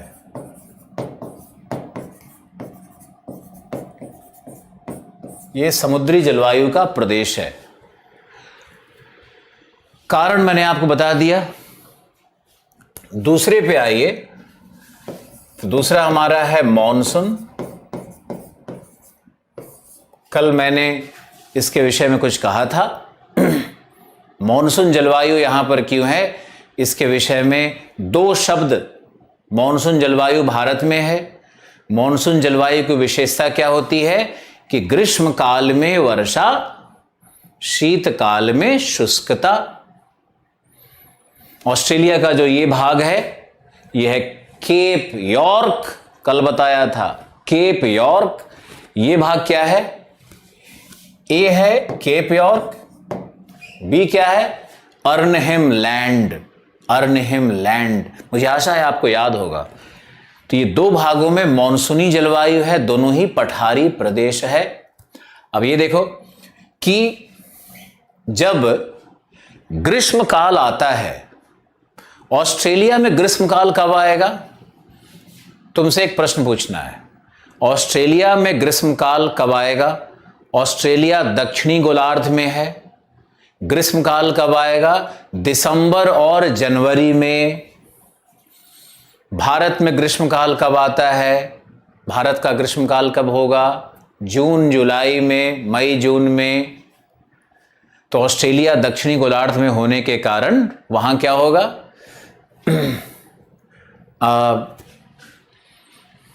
यहां दिसंबर और जनवरी के महीने में ग्रीष्म काल है। तो दिसंबर और जनवरी के महीने में क्या होता है कि जो व्यापारिक पवनें हैं, वो व्यापारिक पवनें ग्रीष्म काल में इस भाग को प्रभावित करती हैं। तो व्यापारिक पवनें यहां पर ग्रीष्म काल में वर्षा करेंगी। लेकिन जैसे ही शीतकाल का प्रवेश होगा, जब शीतकाल प्रवेश करता है तो उसके कारण क्या होता है कि यहां पर शीतकाल में पवन की दिशा इधर से हो जाती है, दूसरी तरफ से पवन की दिशा हो जाती है, और इसका संबंध है ITCZ के विस्थापन से। लेकिन चूंकि आप पहले क्लास में आए हो तो ITCZ की व्याख्या करनी मेरी बेवकूफ़ी होगी, इसकी व्याख्या नहीं करेंगे। लेकिन आपको छोटी सी बात समझनी है, आप ITCZ क्या है इस चक्कर में नहीं पड़ो। इंटर ट्रॉपिकल कन्वर्जेंस जोन कहते हैं ITCZ को। ये हम लोग मॉनसून जब भारत का पढ़ेंगे जलवायु विज्ञान तब इस पे बात करेंगे। अभी आप देखो कि ये जो भाग है, यहां ग्रीष्मकालीन वर्षा है, शीतकालीन शुष्कता है, तो यहां पे मॉनसूनी जलवायु होगी। यहां पे वन कैसा होगा, वनस्पति क्या होगा, पतझड़, पर्णपाती, वैसा ही वन होगा। और 1, 4, 2, 3 पे आइए। 3 हमारा है भूमध्य सागरीय जलवायु,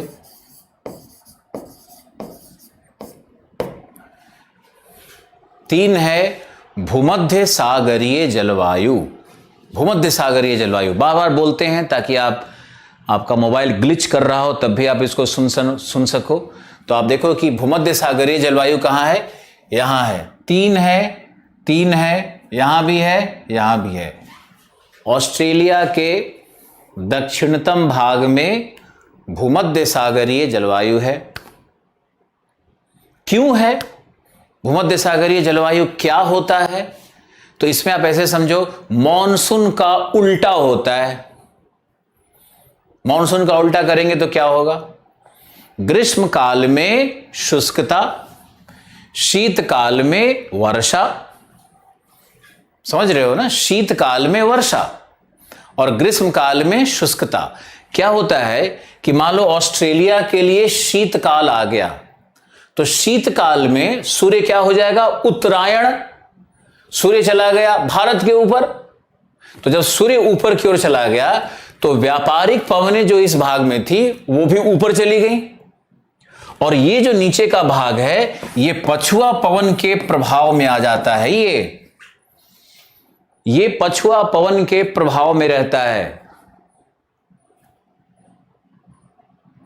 आप इसको समझो कि ग्रीष्म काल में सूर्य उत्तरायण हो जाएगा, तो जब सूर्य उत्तरायण हो गया तो व्यापारिक पवनें सब उत्तर की ओर, सब विषुवत की ओर, ये जो विषुवत की ओर सब शिफ्ट कर जाएंगी, व्यापारिक पवन ऊपर ग्रीष्म काल में। इसीलिए यहां पर वर्षा हो रही है ना, मॉनसून में वर्षा हो रही है।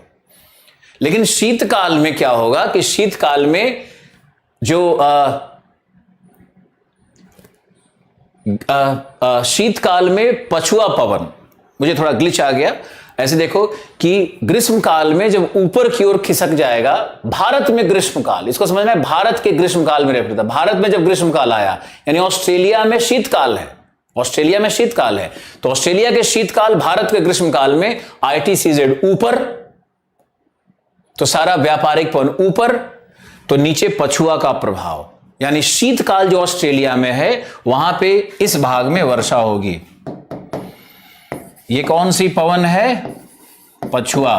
तो ये जो पूरा डॉटेड भाग है, ये पूरा डॉटेड भाग है जिसको हम कलर कर दे रहे हैं, ये पूरा भूमध्य सागरीय जलवायु है जहां शीतकाल में वर्षा होती है। और वही पछुआ पवन, ये जो हमने 4A लिखा हुआ है, ये जो 4A है, जो तस्मानिया है, इस तस्मानिया पर ये पछुआ पवन सालों भर वर्षा करती है। ये सालों भर वर्षा करती है। एक लड़का पूछ रहा है, सर आप रियल आलोक रंजन है ना, लकी पूछ रहा है। अरे हम वही आलोक रंजन है, ओरिजिनल वाले। बाकी तो लोग पता नहीं हमारे नाम पे कितनी संस्थाएं खोल करके आलोक ज्योग्राफी, आलोक टारगेट, पता नहीं क्या क्या क्या कर रखे हैं। कोई बात नहीं है, सब अच्छा है। आप देखो ये, और आप कॉन्सेप्ट समझने पे ध्यान दो। शीतकाल में सूर्य क्या हो गया, शीतकाल ऑस्ट्रेलिया का शीतकाल यानी जून के महीने में, तो ITCZ ऊपर चला गया, सूर्य उत्तरायण हो गया, तो नीचे से पछुआ का ये भाग बनता है। तो पछुआ पवनें इस पूरे भाग पे, दक्षिणी भाग पे वर्षा करती हैं जहां भूमध्य सागरीय जलवायु है। भूमध्य सागरीय जलवायु की विशेषता क्या होगी? शीतकाल में वर्षा, ग्रीष्मकाल में शुष्कता। अब यहां आते हैं तस्मानिया के ऊपर में। तो तस्मानिया में ये जो हमने 4 लिखा हुआ है, इसको 4 नहीं लिखना चाहिए था, ये 4B कर देते हैं, ऐसा कुछ कर देते हैं। पर्वतीय क्षेत्र है ये, इसको हम लोग क्या करेंगे कि 8 कर देते हैं, 8 कर देते हैं। 4 हमने यहां लिया हुआ है, उसको पर्वतीय क्षेत्र को 8 कर देते हैं। तो 4 में हमारा है ब्रिटिश समतुल्य, ब्रिटिश समतुल्य जलवायु।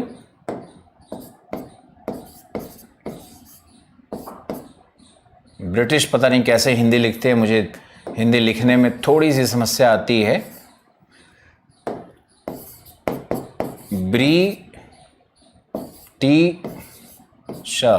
जो भी है, ये ब्रिटिश समतुल्य जलवायु 4 पर है।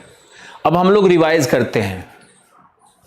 1 तटीय जलवायु, तटीय जलवायु लगभग सालों भर वर्षा, अधिक वर्षा, व्यापारिक पवनों के द्वारा वर्षा। 2 मॉनसूनी वर्षा, ग्रीष्मकालीन वर्षा, शीतकालीन शुष्कता। 3 भूमध्य सागरीय, भूमध्य सागर में शीतकालीन वर्षा, ग्रीष्मकालीन शुष्कता। 4 तस्मानिया, ब्रिटिश टाइप जलवायु, सालों भर वर्षा, ब्रिटिश टाइप में सालों भर वर्षा और पछुआ पवनों के द्वारा सालों भर वर्षा। फिर हम लोग आते हैं 5 है सवाना। 5 है सवाना। सवाना क्या है? घास का मैदान है। जैसा मैंने आपको कहा कि ये जो ग्रेट डिवाइडिंग रेंज है ना, यहां पर ये जो ग्रेट डिवाइडिंग रेंज यहां बना हुआ है, ये वर्षा को रोकती है। तो 5 में वर्षा कम हो जाती है, यहां पे बहुत कम वर्षा होगी, 60 सेंटीमीटर वर्षा होगी, 70 तक हो ले। तो यहां पे ये कम वर्षा होने के कारण ये सवाना घास का मैदान होगा। इतना तो आप समझते हो ना, जहां वर्षा घटेगी वहां पे वृक्ष ना होकर के घास होने लगेगा। तो ये जो भाग है ये सवाना है। 5 वर्षा कम है, घास का मैदान है। और 6 में आओगे तो 6 है स्टेपी घास का मैदान। स्टेपी घास है। चूंकि ध्यान से देखो, चूंकि यह भाग मकर रेखा के नीचे है, मकर रेखा से नीचे है, तो यहां जो जलवायु है वो उष्णकटिबंधीय नहीं है। कैसी है? उपोष्णकटिबंधीय है। तो उपोष्णकटिबंधीय जलवायु के कारण यहां पर जो घास का मैदान है वो सवाना नहीं कहलाता है, बल्कि स्टेपी कहलाता है। और ये स्टेपी घास का मैदान है। लेकिन ऑस्ट्रेलिया के जो लोकल शब्दों में, स्थानीय शब्दों में, इसी घास के मैदान को डाउन्स कहते हैं। यही मैदान डाउन्स कहलाता है। अब ये बताओ कि ऑस्ट्रेलिया में डाउन्स का मैदान क्या है? पछुआ पवन क्या है? पछुआ पवन जो पश्चिम से आए। नोट्स बनाना अभी शुरू नहीं करना है।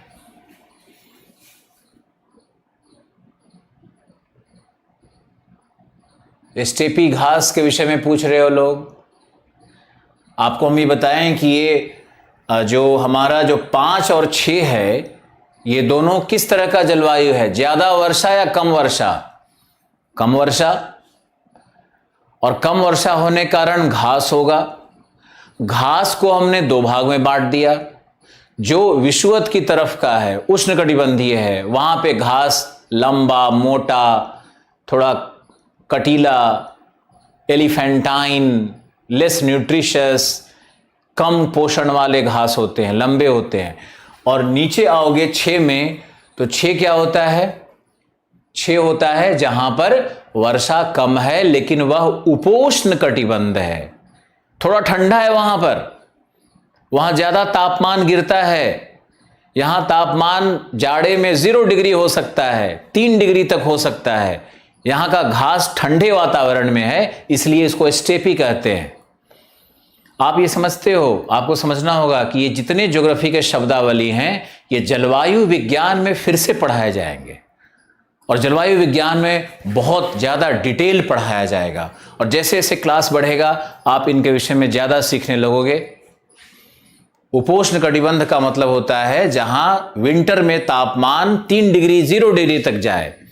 उष्ण कटिबंध का मतलब होता है जहां विंटर में तापमान 18 डिग्री से नीचे नहीं जाए। जैसे दिल्ली हरियाणा उपोष्ण कटिबंध है, लेकिन केरल तमिलनाडु उष्ण कटिबंध है। कर्क रेखा से ऊपर आओगे, कर्क रेखा से नीचे जाओगे, नीचे जाओगे कर्क रेखा से तो उष्ण कटिबंध, कर्क रेखा से आप 25 डिग्री से ऊपर आओगे तो उपोष्ण कटिबंध। अब आगे चलते हैं। 7 क्या है हमारा? 7 हमारा है मरुभूमि। हमारा ये मरुभूमि जलवायु का प्रदेश है ऑस्ट्रेलिया का। तो ये जो हम नोट्स बनाने का टाइम देंगे, आप नोट्स क्यों कर रहे हो? आप लोग नोट्स के चक्कर में क्यों पड़ रहे हो? नोट्स तो बनवा करके दे दिया ना। ऑस्ट्रेलिया से क्या नोट्स पूछा जाएगा? आप लोग को यह समझना होगा कि पहले आप समझो ना, समझना नहीं है क्या आपको?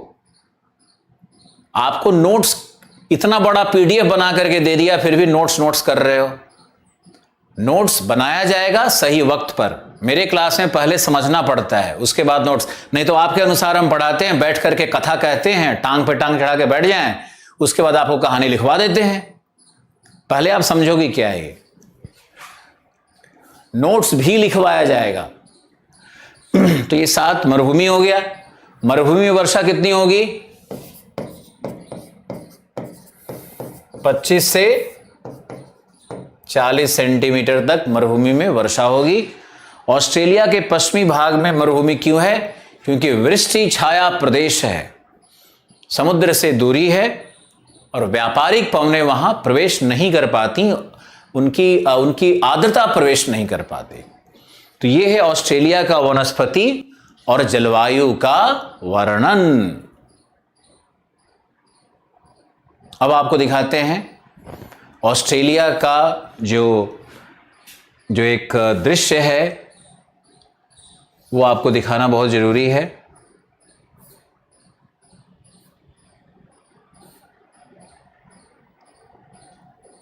ये ऑस्ट्रेलिया का फिजिकल मैप है, फिजियोग्राफिक मैप है। तो ये फिजियोग्राफिक मैप को आपको दिखाते हैं।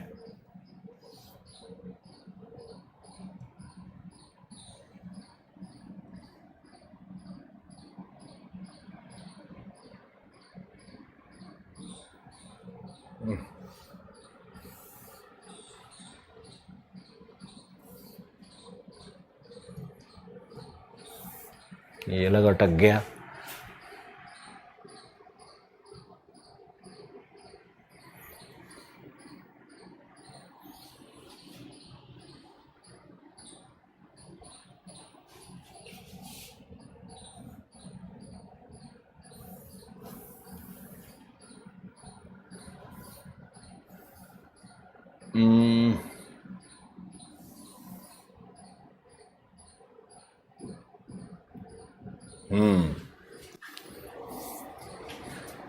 आपका कमेंट शो कर रहा है कौशल, बिल्कुल शो कर रहा है। क्लास नोट्स के लिए अभी से मत लिखो, मुझे इरिटेट कर रहे हो। पहले पढ़ो फिर बाद में होगा। ऑस्ट्रेलिया और मैपिंग में क्लास नोट्स क्यों मांग रहे हो? ऑस्ट्रेलिया और मैपिंग के लिए क्लास नोट्स नहीं, जैसे मुख्य परीक्षा का जब विषय आएगा फिर हम लोग क्लास नोट्स करेंगे। और ऑस्ट्रेलिया के ऊपर में तो इतना बड़ा रिटन मटेरियल आपको दे दिया है, फिर ऑस्ट्रेलिया में क्या लिखवाएंगे अभी आप देखो तो, पहले से क्यों मांग रहे हो? यहां देखो ऑस्ट्रेलिया का ये दृश्य है और ऑस्ट्रेलिया में देखो क्या लिखा है, ग्रेट डिवाइडिंग रेंज। यहां देखो आप, यहां मैंने आपको क्या बताया था, केप यॉर्क पेनिनसुला। यहां है केप यॉर्क पेनिनसुला, ये देखो है अर्नहेम लैंड। ऑस्ट्रेलिया का उत्तरी भाग पठारी है, जहां पे केप यॉर्क पेनिनसुला और अर्नहेम लैंड है, दोनों पठार है। दोनों पठार में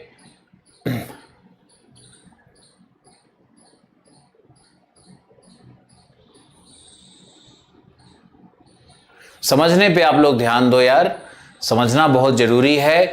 यूपीएससी में कितना भी नोट्स लिखवा दें, अगर आपको समझ में नहीं आता हो ना तो फिर आप कुछ नहीं कर पाओगे, वहां क्वेश्चन ऐसा उलझाएगा।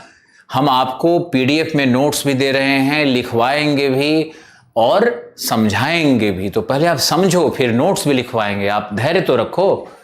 ओके, आप पहले देखो, आप इसको देखना शुरू करो, इस नोट्स को देखो। हम थोड़ी देर के लिए गायब होते हैं और आप इसको देखना। Thank you Jitendra.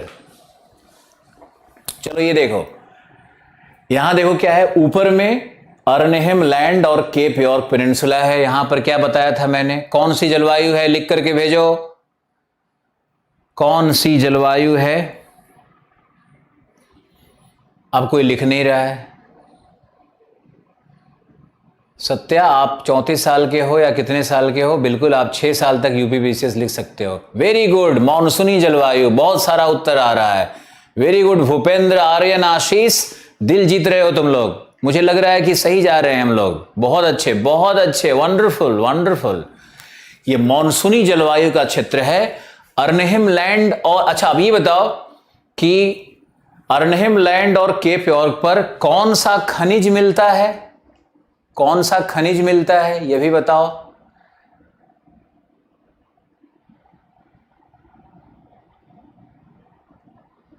आठवां भाग नहीं बताए हैं, उसकी जरूरत नहीं है आपको। वो पर्वतीय क्षेत्र था ना, ग्रेट डिवाइडिंग रेंज। बिल्कुल बॉक्साइड सही उत्तर है, बॉक्साइड बिल्कुल सही उत्तर है। बॉक्साइड मिलता है यहां पर, बॉक्साइड मिलता है। मुझे पूरा विश्वास है हजारों बच्चे कहां कहां बैठ करके इसको देख और समझ रहे होंगे और ज्योग्राफी को समझने का कोशिश कर रहे होंगे। अब आगे देखो कि ये यहां पर हमने क्या दिखाई, ग्रेट डिवाइडिंग रेंज है। ये जो पूरी पर्वत श्रृंखला यहां बन रही है, यही ग्रेट डिवाइडिंग रेंज है। देखो, हमने ग्रेट डिवाइडिंग रेंज को इस तरह से बिल्कुल कर दिया, ऐसे कर दिया। अब हमारे मैप में ग्रेट डिवाइडिंग रेंज का अलग अलग नाम नहीं दिख रहा है। नाम तो नहीं दिख रहा है, लेकिन अगर ये नाम नहीं दिख रहा है तो हम लोग को नाम तो जानना होगा। आपके एटलस में दिख रहा होगा, हमारे मैप में नहीं दिख रहा है। तो आप देखोगे कि जब हम ऑस्ट्रेलिया में क्वींसलैंड में जाते हैं तो क्वींसलैंड में इसका नाम ग्रेट डिवाइडिंग रेंज है। लेकिन जैसे ही हम नीचे आएंगे तो ये हमारा न्यू साउथ वेल्स है। न्यू साउथ वेल्स में ग्रेट डिवाइडिंग रेंज के कई नाम बनने लगते हैं, जैसे ब्लू माउंटेन, स्नोवी माउंटेन और न्यू इंग्लैंड रेंज। इस तरह का नाम मिलेगा न्यू साउथ वेल्स में। तो ग्रेट डिवाइडिंग रेंज का न्यू साउथ वेल्स में 3 नाम बन जाता है, 3 श्रेणियां बन जाती है। और न्यू साउथ वेल्स से ही 2 नदियां निकलेंगी, एक का नाम है मर्रे, दूसरा का नाम है डार्लिंग। ऑस्ट्रेलिया की सबसे 2 महत्वपूर्ण नदी कौन सी है? मर्रे और डार्लिंग। मर्रे और डार्लिंग कहां से निकलती है? न्यू साउथ वेल्स के माउंटेन से। न्यू साउथ वेल्स में कितने माउंटेन का नाम लिया गया? 3 mountain, snowy mountain, blue mountain और तीसरा क्या था? आप बताओ, लिख करके बताओ। मैंने तो बताया था अभी कुछ देर पहले, 2 सेकंड पहले मैंने बताया।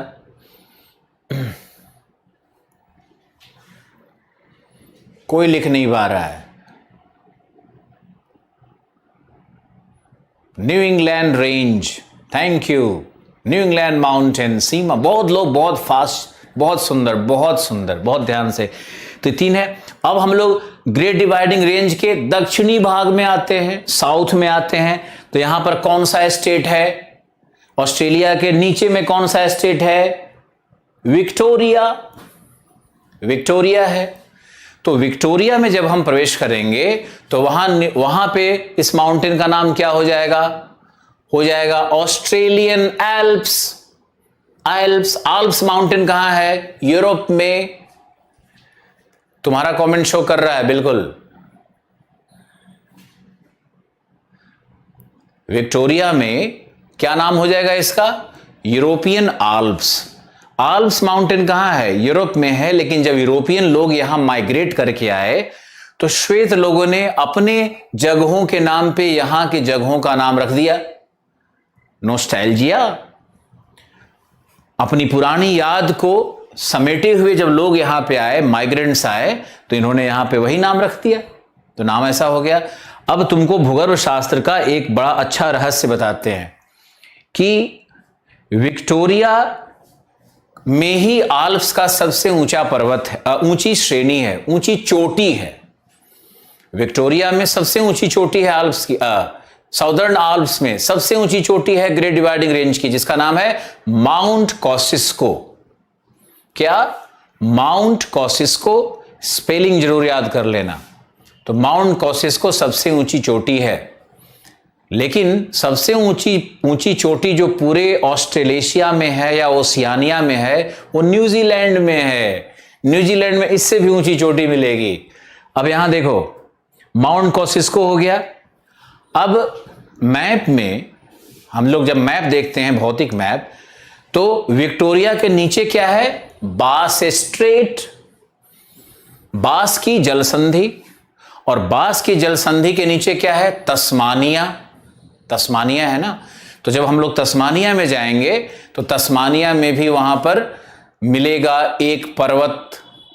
वो पर्वत क्या है? ग्रेट डिवाइडिंग रेंज का ही विस्तार है। तस्मानिया क्या है, हम आपको बताते हैं कि जो तस्मानिया है नीचे में, वो Tasmania basically great dividing range का ही भाग है। और ग्रेट डिवाइडिंग रेंज का ये भाग एक पॉलिटिकल मैप से आपको दिखाते हैं। आप ये देखो, यहां देखो, ये ना हमारा तस्मानिया, तस्मानिया यहां देखो है। तो तस्मानिया, बास स्ट्रेट, विक्टोरिया, ये ग्रेट डिवाइडिंग रेंज ही तस्मानिया है। भूभौतिक दृष्टिकोण से, भूगर्भिक दृष्टिकोण से तस्मानिया एक द्वीप है, लेकिन वह ग्रेट डिवाइडिंग रेंज का ही विस्तार है। बीच में बास स्ट्रेट क्यों बन गया? बास की जल संधि कैसे बन गई? तो मान लो कि ये तस्मानिया से लेकर आगे ग्रेट डिवाइडिंग रेंज है, और बीच में एक भाग, वो जो पर्वतीय भाग है, उसी का धंसाव हो गया, अवतलन हो गया, तो वहां पे समुद्र का जल आ गया। इस कारण से तस्मानिया ऑस्ट्रेलिया के मुख्य भूमि से अलग हो गया, और अलग होने के कारण बास स्ट्रेट जहां पर अवतलन हुआ है, तो अब जो अवतलन का क्षेत्र होता है वहां पर पेट्रोलियम मिलता है। तो बास स्ट्रेट में पेट्रोलियम बड़ी मात्रा में मिलता है। आप लोग बहुत ध्यान से सुनो, जहां भी अवतलन होता है समुद्र तल का, वहां पर संभावना बनती है कि पेट्रोलियम रिसोर्स मिलेगा। जैसे बॉम्बे हाई या मुंबई हाई, मुंबई हाई के पास फॉरेस्ट नीचे अंदर तक मिलता है, समुद्र के नीचे मिलता है फॉरेस्ट। द्वारका भी नीचे अंदर में मिलता है, आपको पता होगा। तो ये वहां पे अवतलन का क्षेत्र है। तो मुंबई हाई में क्या मिलता है? पेट्रोलियम मिलता है। तो बहुत सारे ऐसे क्षेत्र हैं जहां पे अवतलन के कारण पेट्रोलियम मिलता है। पेट्रोलियम क्या है? पेट्रोलियम एक हाइड्रोकार्बन है। जहां भी छिछला समुद्र होगा, सूक्ष्म जीव उसमें रहने लगते हैं, प्लवक रहते हैं, प्लैंकटॉन्स रहते हैं, एल्गी रहते हैं। ये जब मर जाते हैं, इनका जो जैव द्रव्यमान होता है वो पानी के साथ मिलकर के अवसादी चट्टानों के अंदर में, शेल चट्टानों के अंदर में, जो पोरस चट्टानें, रंध्रता युक्त चट्टानें होती हैं, उसमें ये जीव, मृत जीव फंस करके पेट्रोलियम का निर्माण करते हैं। इसीलिए अवतलन के क्षेत्र में आपको मिलेगा पेट्रोलियम। तो ऑस्ट्रेलिया में पेट्रोलियम कहां मिलेगा? बास स्ट्रेट में। बास स्ट्रेट ग्रेट डिवाइडिंग रेंज का भाग है। बिल्कुल सही, बिल्कुल सही। भूगर्भ शास्त्र का ये एक भयावह, एक गहरा रहस्य तुम्हारे सामने मैंने खोला है।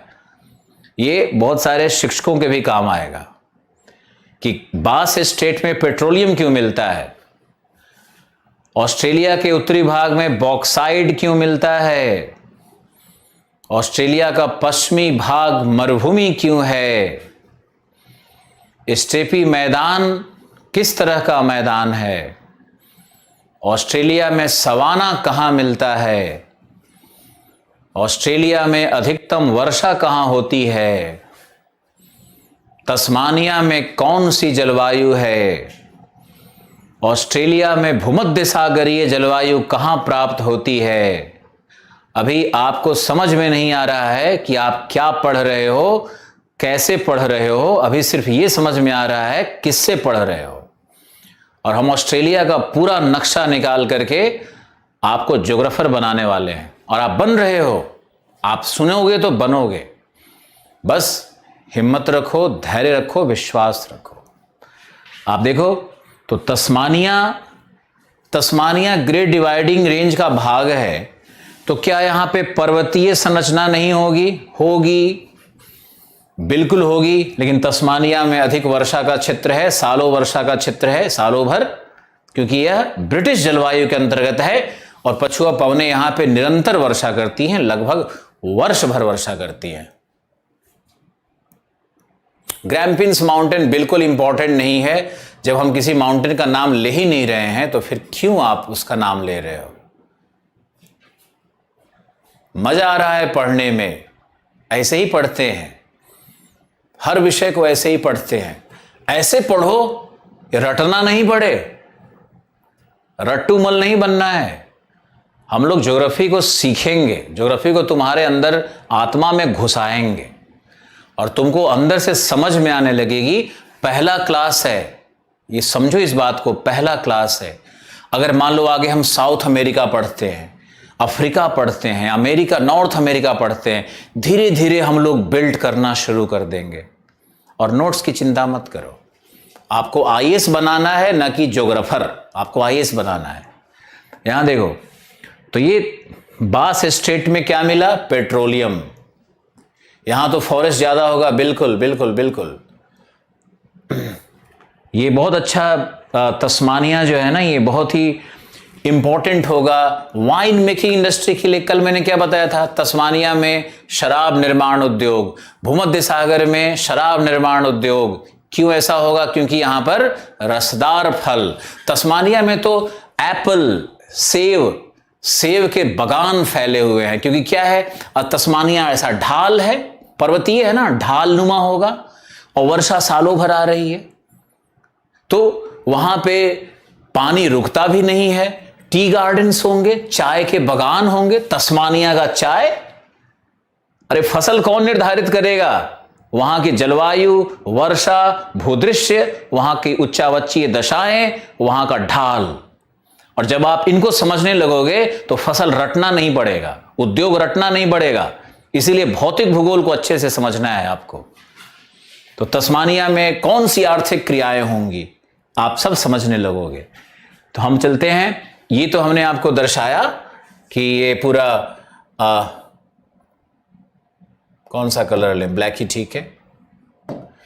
तो ये आप देखो यहां पे पूरा ये जो भाग है, ये हमारा ग्रेट डिवाइडिंग रेंज था। ये हमारा ग्रेट डिवाइडिंग रेंज था। अब हम आते हैं, ये जो बीच का भाग है, ये देखो यहां हमने इस पठार को इस तरह से, बेसिन एरिया को हमने अलग कर दिया। ये हमने इस तरह से अलग कर दिया। ये हमारा क्या था? पश्चिमी पठार। ये हमारा ऊपर का भाग क्या था? ऊपर का भाग क्या था हमारा? ये अर्नहेम और मॉनसूनी भाग, अर्नहेम और केप यॉर्क का पठार। फिर ये जो हमारा नीचे का भाग क्या था? ये नीचे हमारा ये था, ये पूरा भाग हमारा क्या है? ये नीचे है भूमध्य सागरीय भाग, भूमध्य सागरीय का ये जलवायु का भाग है। तो ये जो हमारा बीच का बेसिन है, ये क्या है? ये है डाउन्स, यही है डाउन्स। और ये क्या है? सवाना। ये क्या है? मॉनसून। तो हम ऐसा कर लेते हैं ना कि इसको 1 2 3 4 5, तस्मानिया को 6 लिख देते हैं। पता नहीं क्या था पहले वाले डायग्राम में, लेकिन आप ध्यान रखो 6 तस्मानिया, ये हमारा 7 और ये हमारा 8 क्या है? पर्वतीय क्षेत्र है। जो मैंने आपको खाली, बिल्कुल खाली मैप में, एम्प्टी मैप पे जो समझाया, उसको मैं ऑस्ट्रेलिया के वास्तविक मैप में भी डाल करके दिखा रहा हूं आपको। आप इसको सीखो। तो अब ये बता दो कि जो 5 है, ये डाउन्स का क्षेत्र है, इसमें आते हैं। तो डाउन्स के क्षेत्र में नदियां बह रही है। जैसे ये देखो, ये है तुम्हारा डार्लिंग, ये डार्लिंग रेंज है, और यहां से निकल रही है मरे रेंज निकल रही है। इधर ये स्नोवी माउंटेन से मरे रेंज निकल रहा है और इसमें जा रहा है। बहुत लोगों का ध्यान होता है ना कि अरे ये नदी कहाँ से निकली वो रटो, मरे कहाँ से निकली वो रटो। पागल मत बनो, ये काम नहीं आएगा। काम क्या आएगा तुम्हारा? ऑस्ट्रेलिया में मॉनसूनी जलवायु, स्टेपी जलवायु कहाँ है, डाउन्स क्या है, ऑस्ट्रेलिया में तस्मानिया का जलवायु क्या है, कौन सी वर्षा, कितनी वर्षा, कौन सा फसल, ये ज़्यादा इंपॉर्टेंट है। लेकिन जो हिंदी के टीचर्स हैं, जो हिंदी के छात्र हैं, उनको मज़ा इसी में आता है कि हमने माउंट कॉसिस को सबसे ऊंचा पर्वत है रट लिया, तो ये बड़े विद्वान हो गए। ये मूर्ख हैं। माउंट कॉसिस को देखिए, ऊंचा पर्वत है, लेकिन और पर्वत को रटने से क्या फायदा है आपको? यहां देखिए, ये 5 है, डाउन्स है, मरे डार्लिंग बेसिन है, ये यहीं पर हमारा ये स्पेंसर गल्फ है, स्पेंसर गल्फ है जिसपे पोर्ट ऑगस्टा था, अगर आपको याद होगा। और ये हमारा एडिलेड है जो हमने इनकाउंटर पे बताया था, इस डायग्राम में नहीं लिखा है लेकिन फिर भी आपको याद होना चाहिए। तो ये एडिलेड का क्षेत्र है, हमने कल आपको बताया था ये पॉलिटिकल मैप में। अब यहां पे आइए, भूमध्य सागरीय क्षेत्र है, ये है नल्लार बोर प्लेन्स, नल्लार बोर प्लेन्स है। यहां पर क्या हुआ है कि मैली स्क्रब है, मैली स्क्रब, इसको आप जरूर लिख लो कि नल्लार बोर प्लेन्स है ना, ये भूमध्य सागरीय जलवायु का ही है। लेकिन क्या हुआ है कि नल्लार बोर प्लेन्स में आग लगने के कारण या कृषि के लिए उपयोगी भूमि निकालने के कारण नल्लार बोर प्लेन से, जो ग्रेट ऑस्ट्रेलियन बाइट के ऊपर का भाग है, नल्लार बोर प्लेन से पूरी तरह से हटा दिया गया है। किसको हटाया गया है? वनस्पति को, भूमध्य सागरीय वनस्पति को हटा दिया गया है। तो वहां पर जो घास जन्म करके आया है, जो घास वहां पे उगने लगा है, उसको कहते हैं मैली स्क्रब, मैली स्क्रब कहते हैं उसको। तो ये मैली स्क्रब का ये भाग है, यहां पे मैली स्क्रब होगा, ये भूमध्य सागरीय। यहां भी वाइन मेकिंग इंडस्ट्री, यहां भी वो रसदार फल वाली पूरी बात है। अब यहां पे आओ तो ये पूरा मरुभूमि का क्षेत्र है। अब मरुभूमि में हम देखते हैं कि संरचना किस प्रकार की है और यहाँ पे क्या क्या फीचर्स और हैं, और हम लोग अब देखेंगे कि छोटे छोटे फीचर्स भी क्या क्या हैं ऑस्ट्रेलिया के, और बड़े तो हम लोग देख ही रहे हैं। तो ये पूरा पठारी भाग है। पूरे पठारी भाग में हमने क्या बताया था, एक मरुभूमि है। अब मरुभूमि का नामकरण कर लेते हैं। तो सबसे ऊपर में है Tanami desert, TANAMI, Tanami desert यहां पर है। ग्रेट सैंडी डेजर्ट यहां पर है, और उसके बाद नीचे गिब्सन होना चाहिए, गिब्सन डेजर्ट यहां पर है। ग्रेट विक्टोरियन डेजर्ट यहां पर है। डेजर्ट के नाम को नॉर्थ से साउथ पढ़ो। सबसे ऊपर क्या है? Tanami Desert, Sandy Desert, Gibson Desert, Great Victorian Desert, और ये सब मिलाकर के कहा जाता है Western Australian Desert. Western Australian Desert क्यों बना? Rain shadow effect. सबसे जो बड़ा डेजर्ट है दुनिया का क्या है? सहारा है, सहारा डेजर्ट है। और सहारा डेजर्ट के बाद कौन सा डेजर्ट आएगा? तो ग्रेट ऑस्ट्रेलियन डेजर्ट ही आता है। यह भी उष्णकटिबंधीय मरुभूमि है। अब ये पूरे डेजर्ट की संरचना, डेजर्ट का कारण हमने आपको बताया। कल हम लोग फिर ऑस्ट्रेलिया में आएंगे, ऑस्ट्रेलिया में आएंगे, और ऑस्ट्रेलिया के और भी जो आर्थिक पक्ष हैं, कल हम ऑस्ट्रेलिया में मुख्य परीक्षा के दृष्टिकोण से आएंगे। और मुख्य परीक्षा के दृष्टिकोण से आएंगे तब आपका नोट्स बनना शुरू हो जाएगा। और जब नोट्स बनना शुरू हो जाएगा तो कुछ लोग जो बैठे हैं उनकी आत्मा को शांति मिलेगा। हमारा टेक्नीशियन भी हंस रहा है कि सर क्या बोल रहे हैं, ये जो इनकी आत्मा को, कुछ बच्चों की आत्मा को शांति नहीं मिल रही है कि लिखवाया क्यों नहीं है। अरे भाई, पहले पढ़ समझ लो, कल हम ऑस्ट्रेलिया पे बहुत सुंदर लिखवाने वाले हैं। तब तुम्हारा जो क्लास में मैंने एक्सप्लेन किया, जो क्लास में मैंने समझाया, फिर मैंने आपको जो नोट्स लिखवाया, फिर मैंने आपको जो PDF दिया, तो आप ज्योग्राफी के पावरफुल विद्वान तो नहीं लेकिन सशक्त विद्यार्थी बनोगे। अभी तो जर्नी शुरू हुआ है, अभी हम लोग ने चलना शुरू किया है। आज के लिए बस इतना ही। थैंक यू, धन्यवाद। तुम्हारे कुछ कमेंट्स पढ़ने का मन कर रहा है।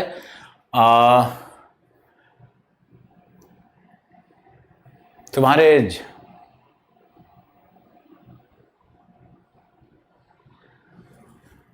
ज्योग्राफी क्या लिखा है ये? Australia Alps, Oaks mountain, Oaks mount वहाँ है ना वो मिथिलेश भाई। अरे तस्मानिया का हाईएस्ट पॉइंट है। ज्योग्राफी अभी कम क्लियर हो रहा है, कल क्लियर और होगा आपको, क्योंकि बहुत सारे शब्दावली इसमें साइंटिफिक आने लगते हैं तो आपको कम क्लियर आता है। Bye sir, love you sir, मज़ा आ गया सर, सर बहुत बढ़िया पढ़ाया, थैंक यू सर, सर बहुत बढ़िया, बहुत बहुत धन्यवाद, thank you very much sir. Group के टेलीग्राम बनाइए।